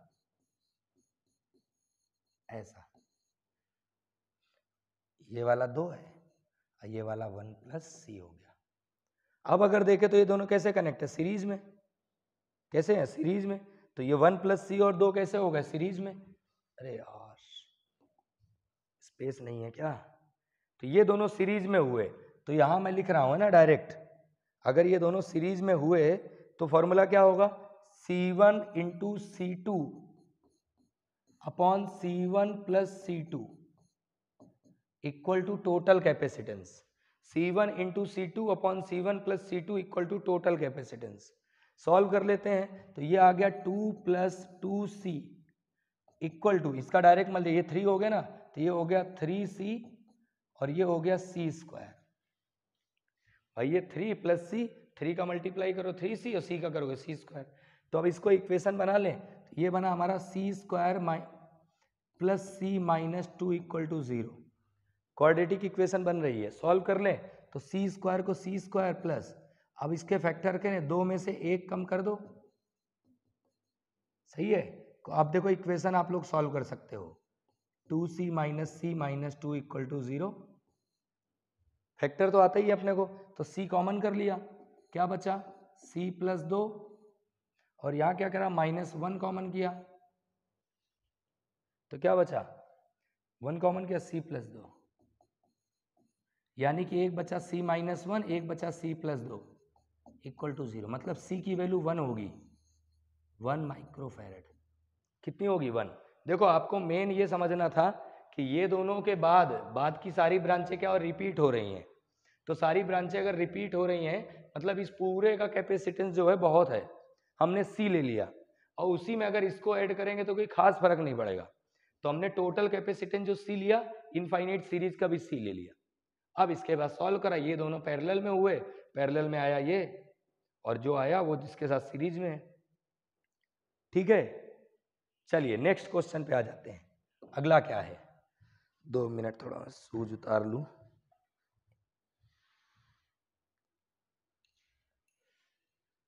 हाँ जी, इंपॉर्टेंट क्वेश्चन है ये। ठीक है, चलिए क्या लिखा, determine the potential difference VA and VB between points A and B of the circuit under what condition is it equal to 0। A और B के बीच का वोल्टेज निकालना है।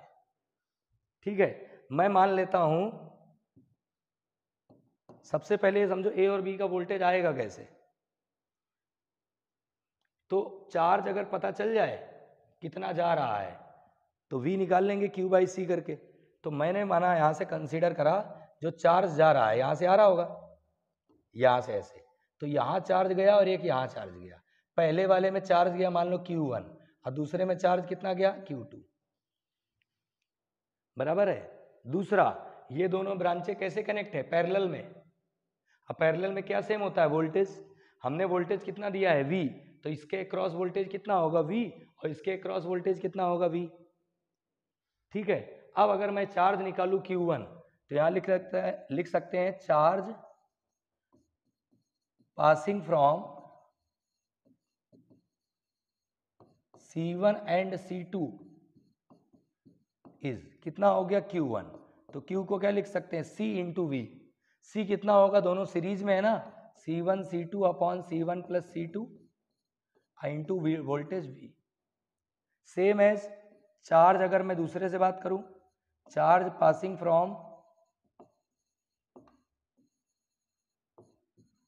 C3 एंड C4 इज कितना होगा? तो यहाँ Q2 ले लें, क्या आएगा? C1 into C2 upon C1 plus C2। Q equal to CV लगा दिया। Q आ गए अलग अलग। अगर Q आ गया तो V पता चली गया हमें। अब क्या करें? अब हमें निकालना है वोल्टेज A और B का। एक काम करो, A और B का चाहिए ना, तो एक काम करो, इसका पहले वोल्टेज निकाल लो, इस पॉइंट का और इस पॉइंट का, मतलब A और P का वोल्टेज निकाल लो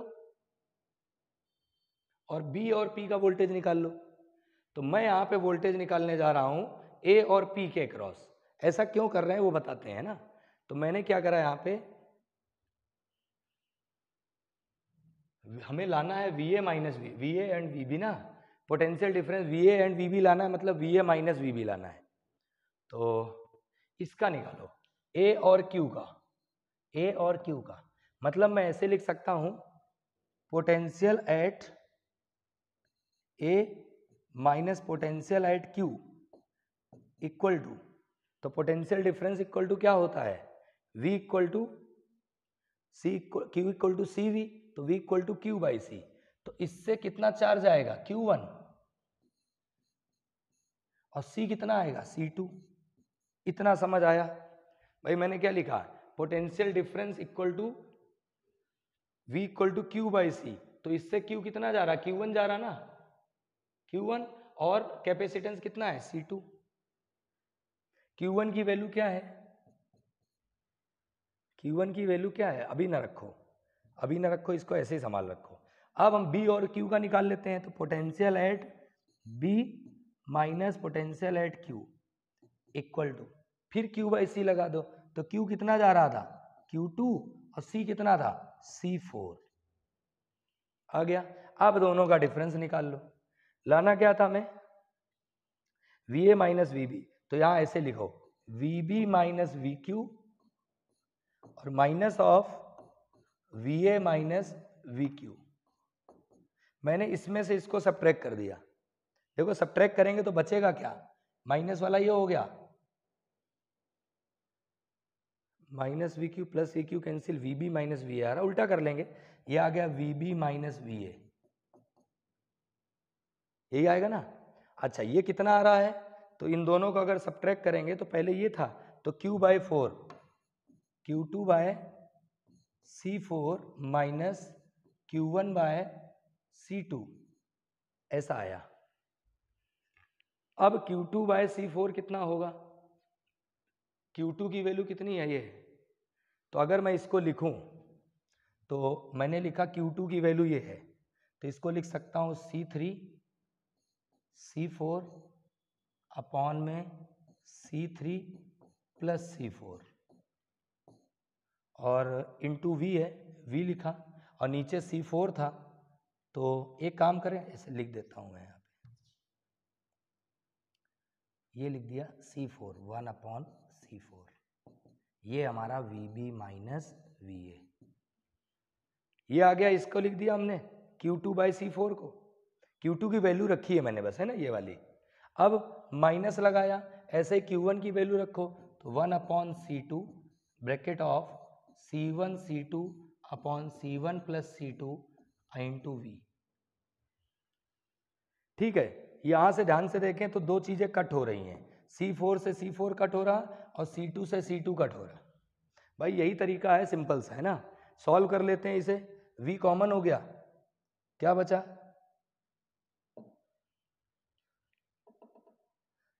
इसको ऐसे लिखो, VB minus VA equal to, V common कर लिया, क्या बचा, C3 upon C3 plus C4 minus, यहां क्या बचा था, यहां बचा था C1 upon C1 plus C2, C1 upon C1 plus C2, ये आ रहा है हमारे पास VB माइनस VA।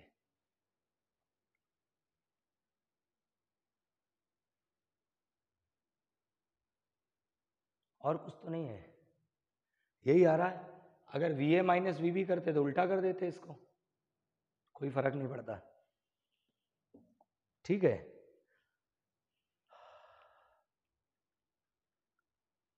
अब क्या लाना है, under what condition is it equal to 0, under what condition is it equal 0, मतलब इसको 0 कर दो, ये तो फिलहाल हमारा आंसर है। ठीक है, तो ये लिखें, if VB minus VA equal to 0, then, अगर ऐसा होगा तो ये होगा V C3 by C3 plus C4 minus C1 by C1 plus C2 equal to 0। Condition पूछी थी कि 0 कब होगा, तो देखते हैं 0 कब होगा, तो V को 0 में भेज दो,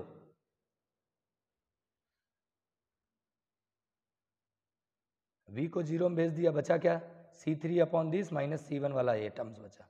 तो इनको अगर हम क्रॉस मल्टीप्लाई करें, एक काम करो ना, ऐसे लिख लो ना इसको, C3 upon C3 plus C4 equal to C1 upon C1 plus C2, ऐसे लिख सकते हैं।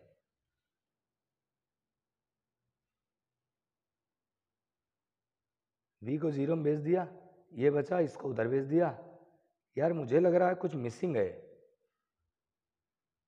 या इस टाइप का भी आंसर आ सकता है, C1 बाई C3 अगर निकालते, अगर ऐसे लिखना चाहो तो लिख सकते हो C1 by C3 equal to C1 plus C2 upon C3 plus C4, ऐसा आ सकता है ना। चलिए मैं एक बार स्क्रीन चेक करता हूं,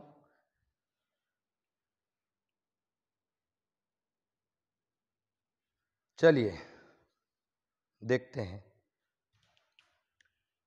हाँ जी, तो ये तो हमारा हो गया, इसको अगर सॉल्व करना चाहो तो आगे कर सकते हो, वैसे तो अगर करना हो तो मल्टीप्लाई करें, तो ये आ गया C1 C3, यही आया ना, और C1 C4, इसको मल्टीप्लाई करें तो क्या आएगा, C1 C3 और plus C2 C3, C1 C3 C1 C3 cancel हो गया। ऐसा करना हो तो करो, अदरवाइज ये भी आंसर वही है। इसको लिख सकते हैं C1 C4 बराबर C2 C3, मतलब C1 bye C2 equal to C3 bye C4 भी लिख सकते हो, ये भी वही बात है ना, ये आंसर एक ही है, आप कैसे भी लिखो, दोनों चलेगा। ठीक है, चलिए नेक्स्ट पे आ जाते हैं। अगला क्वेश्चन क्या है हमारा,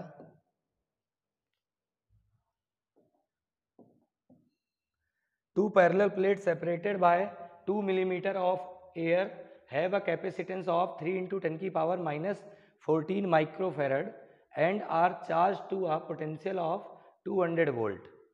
पहला यह पैरेलल प्लेट कैपेसिटर दिया है, उनके बीच की डिस्टेंस कितनी दी है, 2 मिलीमीटर, फिर बोला है कैपेसिटेंस ऑफ इतना माइक्रोफेरड, डिस्टेंस दे दी है और कैपेसिटेंस दिया है इतना, and are charge to a potential of 200, मतलब एक का कैपेसिटेंस दिया है, C की वैल्यू दी है 3 इंटू 10 की पावर माइनस 14 माइक्रोफेरड, और डिस्टेंस दिया है 2 मिलीमीटर, चार्ज पोटेंशियल दिया है 200, जो भी लिखा है उसको लिख लो पहले। अब बोला है then without touching the plates they are moved apart till the separation is 6 millimetre. अब प्लेट टच नहीं करना, उनके बीच का डिस्टेंस कितना कर दिया, 3 गुना कर दिया। पहला बोला what is the potential difference between the plates, potential difference बताओ। तो भाई पहला पार्ट अगर मैं पोटेंशियल की बात करूं तो पोटेंशियल को लिख सकता हूं Q equal to C V, तो V equal to Q by C, यही आएगा। Q तो देखो Q रहेगा, C की वैल्यू क्या हो जाएगी, तो C हमारा जो है चेंज होगा। क्यों चेंज होगा, भाई पहले कैपेसिटेंस इतना दिया था, उस समय डिस्टेंस ये थी। अब मैंने क्या करा है, डिस्टेंस को 3 गुना कर दिया है, तो कैपेसिटेंस कितना होगा, तो ध्यान करो कैपेसिटेंस जो होता था वो होता था ए एप्सिलॉन 0 बाई डी, मतलब कैपेसिटेंस प्रोपोर्शनल टू 1/d होता है। तो अगर मैं डिस्टेंस 3 गुना करूंगा, बढ़ा दूंगा, तो कैपेसिटेंस 3 गुना कम हो जाएगा, सही है। तो यहाँ पे कैपेसिटेंस की वैल्यू क्या होगी, 3 गुना कम हो जाएगी। इस बात को ध्यान रख लो, चाहे साइड में ऐसे सॉल्व कर लो, इसको ऐसे साइड में सॉल्व कर लो। इसको ऐसे लिख सकते हैं C2 bye C1 equal to D1 by D2। D1 की जगह पहले D है, बाद में कितना हुआ 3 टाइम्स हो गया। कैसे पता चला 3 टाइम्स हो गया, तो पहले भाई दिया था 2 मिलीमीटर, अब हो गया 6 मिलीमीटर, 3 गुना हो गया ना, ठीक है। मतलब अगर मैं कैपेसिटेंस की बात करूं C2 की, तो D से D कट हो गया, C1 बाय 3, यही आ रहा, 3 गुना कम हो गया। तो इसको क्या लिख सकते हैं, पहले वाला कैपेसिटेंस अब बटा 3, तो 3 तो भैया ऊपर चला गया, क्या बचा Q बाय C1, बस V निकाल लो, कितना आया 3। Q की वैल्यू दी थी क्या, Q लिखना है CV करके लिख सकते थे, Q की वैल्यू अगर दी हो तो लिख लो, नहीं दी है तो कोई बात नहीं, क्या जरूरत है, इसी के टर्म्स में दे दो ना। तो 3 गुना हो गया, वोल्टेज निकालना था ना, Q बाई सी कर दिया, तो 3 गुना हुआ पहले वाले का, इसका नाम दे दो डैश। 3 Q बाई सी को तो हम V लिख रहे हैं ना भाई, Q बाई सी को तो V लिख रहे हैं, तो 3 को 3 और V कितना है 200, कितना आ गया 600 वोल्ट। ऐसे थोड़ा समझने की कोशिश करना है ना। देखो पहले कैपेसिटेंस दिया था, ये डिस्टेंस ये थी, वोल्टेज ये था। अब बोला है कि मैंने डिस्टेंस को 3 गुना कर दिया, तो वोल्टेज क्या, तो वोल्टेज चेंज हो गया। मान लिया क्या हो गया, V dash equal to Q by C, इसको C डैश लिख लो, मीडियम की बात कर रहे हैं। क्यू क्यू रहेगा, C डैश कितना हो गया, C डैश या C2 लिख लो, इसको C2 लिख लो, और ये C1 है, तो C2 जो हुआ C1 बाई 3 हो गया। और Q बाई C1 को हम V1 लिख सकते थे जो पहले था हमारा, V या V1 जो बोलना चाहो, ठीक है। ऐसे समझा करो, ज़्यादा बेटर रहेगा, आगे कंपटीशन में काम आएगा, है ना। दूसरा क्या, what is the charge in change in energy, तो एनर्जी में कितना चेंज होगा, तो एनर्जी में चेंज के लिए वही हाफ CV² लगा लो। तो भाई देखो दोनों में अंतर क्या है वो समझो। देखो पहले एनर्जी कितनी थी, तो ये लिख लो इनिशियल एनर्जी, पहले एनर्जी थी U1 मान लेते हैं, इसको लिख सकते हैं हाफ CV², V1 यानी कि V है ना, ठीक है। इसको 200 मानेंगे, 200 है ना, ठीक है, ध्यान रखें, V लिख लो अभी ऐसे। अब बाद में फाइनल एनर्जी कितनी हो गई, तो फाइनल एनर्जी के समय हमने सिर्फ डिस्टेंस चेंज कर दी थी, तो हाफ C2 और V क्या लिया था हमने नाम, इसका 2 लिया था, V डैश लिया था, तो V डैश स्क्वायर कर दो, ऐसे वैल्यू रख लो, आंसर आ जाएगा। तो चेंज बताना था, डेल्टा U पहले ज़्यादा बाद में कम होगी, तो दोनों का अगर अंतर निकालें, हाफ को हाफ लिखा, C1 V² minus half C2, और ये V डैश जो आया है कितना आया है, चलो अभी V डैश लिख लो, ऐसे ऐसे सॉल्व किया करो, है ना, थोड़ा ज़्यादा बेटर रहेगा। अब देखो इसको लिख दो half C1 V² minus half C2 की जगह कितना हो गया था, ध्यान करो, डिवाइड बाय 3 हो गया था, क्या हो गया था, डिवाइड बाय 3 हो गया था, यानी कि मैं इसको लिख सकता हूँ C1 बाई 3, और V डैश कितना हो गया था, V dash sorry V dash कितना हो गया, तो वी डैश हमारा हो गया था 3 गुना वी का 3 गुना, तो इसको 3 गुना कर दो, कितना कर दो 3 टाइम्स वी। मतलब मैं इसमें से क्या कॉमन कर सकता हूं, half C1V² minus half C1V²। यहाँ क्या बचेगा, ये हुआ हमारा 9, 3 का स्क्वायर 9 और ये 3, तो इसमें से मैं हाफ CV² कॉमन कर लेता हूं, क्या बचेगा 1 माइनस 9/3।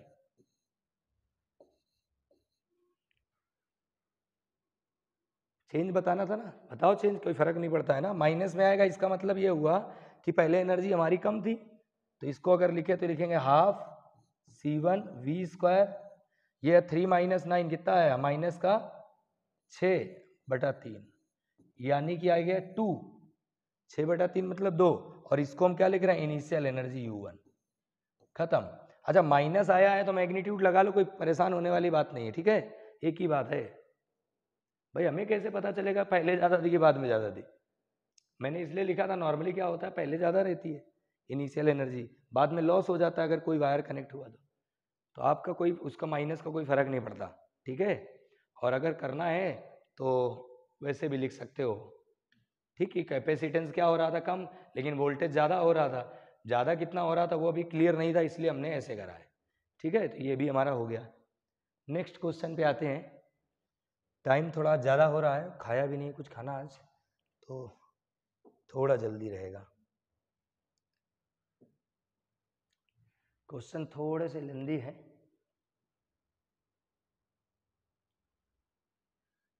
एक मिनट में देखता हूँ बोर्ड पे कैसा है, फिर आगे बढ़ते हैं।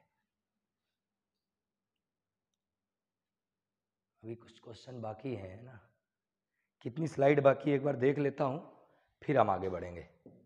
देखो अभी 25 है, अभी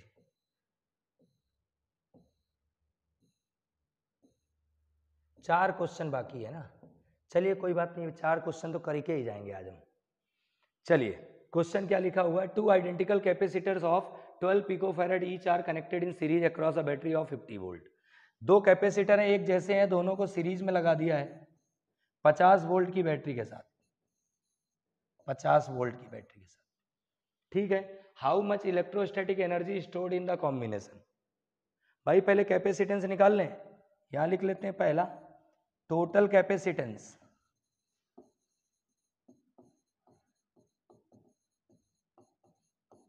क्या होगा C1 into C2 upon C1 plus C2, तो ये नेट आ गया हमारे पास, ये हो गया हमारा 140, अरे 12 इंटू 12 ही रखो ना, 12 इंटू 12 अपॉन ये हो गया 24, 12 से कट को 2, 6 बचा, 6 माइक्रोफैरड हो गया, तो टोटल एनर्जी क्या होगी हाफ CV², हाफ C की जगह 6 इंटू 10⁻⁻6 और V² मतलब 50 का स्क्वायर, सिंपल सा है, डायरेक्ट तो करा है, ये कितना हुआ 3, 5 इंटू 5 25, 25 इंटू 3 75, देखा देखा क्यों लग रहा करा रखा क्या, ये देखो ये 3 आया ना 75 इंटू 10⁻⁻4 जूल। भाई ये 2 जीरो भी तो थे, 2 जीरो से हमने 10⁻⁻6 कम कर दिया, 10⁻⁻4 बचा, ये आ गई है पहली एनर्जी। अच्छा इसके बाद बोला if these were connected in parallel across the same battery how much energy will be stored. अगर इन्हीं को पैरेलल में लगाएंगे तो क्या होगा, टोटल कैपेसिटेंस पैरेलल में है ना, टोटल कैपेसिटेंस इन पैरेलल, तो पैरेलल में कितना हो जाएगा, तो ये लिखा C equal to C1 plus C2, 12 plus 12 कितना हो गया 24 माइक्रोफैरड, सिंपल सा इसलिए थोड़ा जल्दी आराम से कर लेंगे।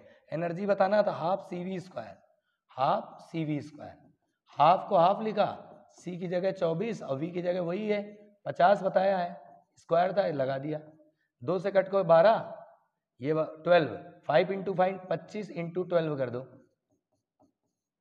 ये 24, इसको 10⁻⁻6 भी लिखना है ना, इसको 24 इंटू 10⁻⁻6 और ये हो गया 50 इंटू 50, तो ये आ गया U की वैल्यू आ गई 25 इंटू में 12, इंटू 10 की पावर -4।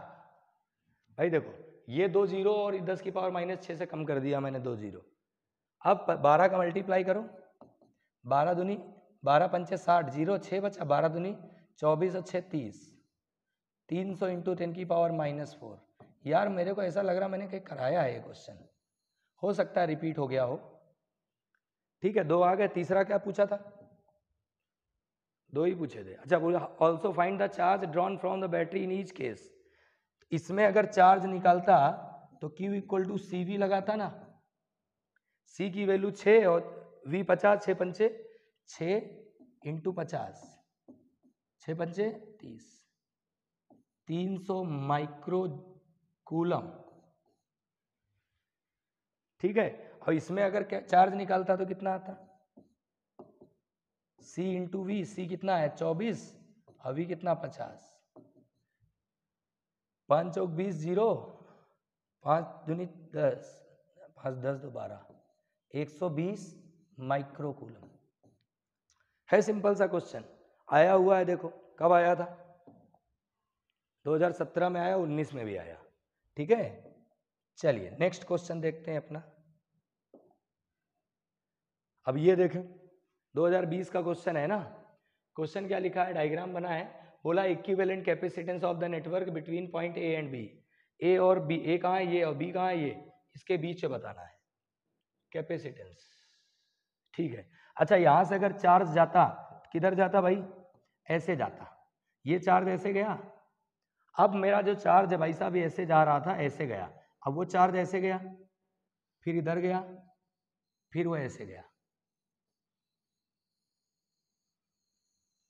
बोलो, अब पॉइंट ये है कि इसमें चार्ज जाएगा ही नहीं। क्यों भाई? चार्ज के पास एक ऑप्शन है ना, यहाँ पे तो कुछ भी कनेक्ट नहीं है, तो ये दोनों क्या हो गए? शॉर्ट हो गए, मतलब ऐसे जाएगा। चार्ज पास सिर्फ C3 से होगा, तो यहां लिख सकते हो C1 C2 C4 C5 are shorted. सो भाई कॉमन सी बात है, करंट हमेशा ऐसी जगह से जाता है जहां पे रेजिस्टेंस कम हो, कोई डिवाइस ना लगी हो तो करंट वहीं से पूरा जाएगा। भाई अर्थिंग में हम क्या करते हैं, घर में फ्रिज लगा रहता है ना, फ्रिज का रेजिस्टेंस बहुत ज़्यादा है, हम अर्थिंग कर देते हैं। हम मान लो फ्रिज में कभी करंट आ गया बहुत ज़्यादा, तो अर्थिंग का रेजिस्टेंस तो बहुत कम है अर्थ वायर का, तो पूरा का पूरा करंट किधर? अब तुमने भी टच कर लिया और अर्थ वायर भी कनेक्ट है, तो बॉडी हमारे से चार्ज जाएगा कि उस अर्थिंग से, तो जिसका रेजिस्टेंस कम हो। तो अर्थिंग का रेजिस्टेंस कम है तो करंट अर्थिंग से ग्राउंड हो जाता है और हम बच जाते हैं। वही चीज यहाँ पे है, ये आप थे और ये अर्थ वायर था, तो करंट तो अर्थ वायर से जाएगा ना। ठीक है, तो टोटल कैपेसिटेंस कितना हो गया? C3। C equal to C3 की वैल्यू कितनी है? 2 माइक्रोफैरेड। पहला आ गया। दूसरा maximum charge supplied by the battery, ये पहला है। चार्ज क्या होता है? Q equal to CV। C कितना है? 2 इंटू 10 की पावर -6 और V की वैल्यू कितनी बताई इन्होंने?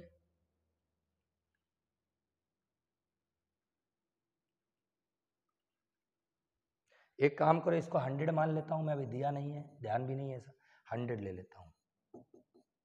तो ये हो गया हमारा 200 या 2 इंटू 10 की पावर -4 कूलम।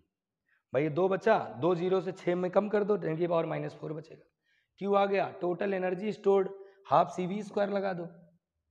तीसरा part U equal to half CV², half को हाफ, C की जगह कितना आया था हमारा? 2 इंटू 10 की पावर -6, अभी हमने लिया है 100, स्क्वायर है 2 बार लिख दिया, स्क्वायर है ना 2 बार लिख दिया, 2 से 2 कट गया, 10 की पावर -2 बच रहा जूल में।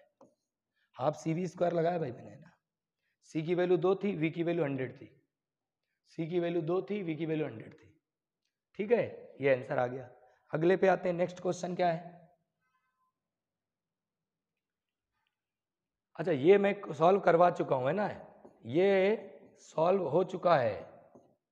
किसमें सॉल्व किया था हमने? आई थिंक लेक्चर नंबर 3 में करा था, शायद लेक्चर 03 में करा था। आप एक बार इसको देख लेना, मुझे ध्यान था CBSE 24 का क्वेश्चन है, हमने कर रखा है ना। तो अगले में आते हैं,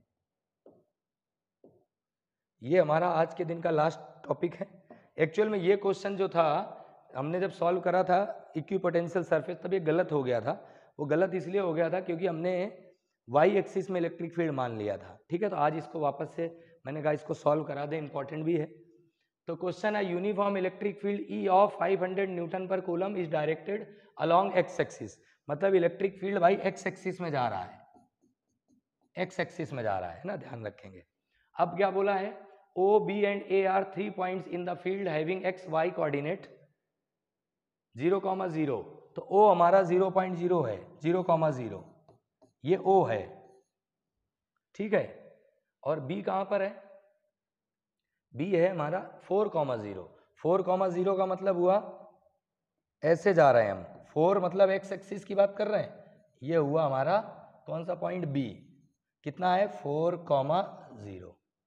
और इसके बाद एक हमारा दिया A पॉइंट कहाँ है 0,3, 0,3 मतलब यहाँ पर A पॉइंट है 0,3, ये पॉइंट A है, ऐसा। ठीक है, पॉइंट बना लिए हमने। अब क्या बोला है, calculate the potential difference between the point O and A। O और A के बीच में पोटेंशियल डिफरेंस बताना है। चलो पहला पार्ट पोटेंशियल डिफरेंस, हमें फॉर्मूला क्या पता है, इलेक्ट्रिक फील्ड हमारा होता है minus of delta V by delta x. Potential difference निकालना था तो डेल्टा V को मैं लिख सकता हूं minus of E into D x या डेल्टा एक्स। डेल्टा एक्स का मतलब डिस्टेंस हुआ और E का मतलब इलेक्ट्रिक फील्ड। तो डेल्टा V को डेल्टा V लिखा, O से A की बात कर रहा हूं है ना, O से A की। तो इसको ऐसे लिख सकते हो आप, लिखना हो तो A माइनस O। O से A जाना था तो A फाइनल पोजीशन हुआ, O इनिशियल हुआ।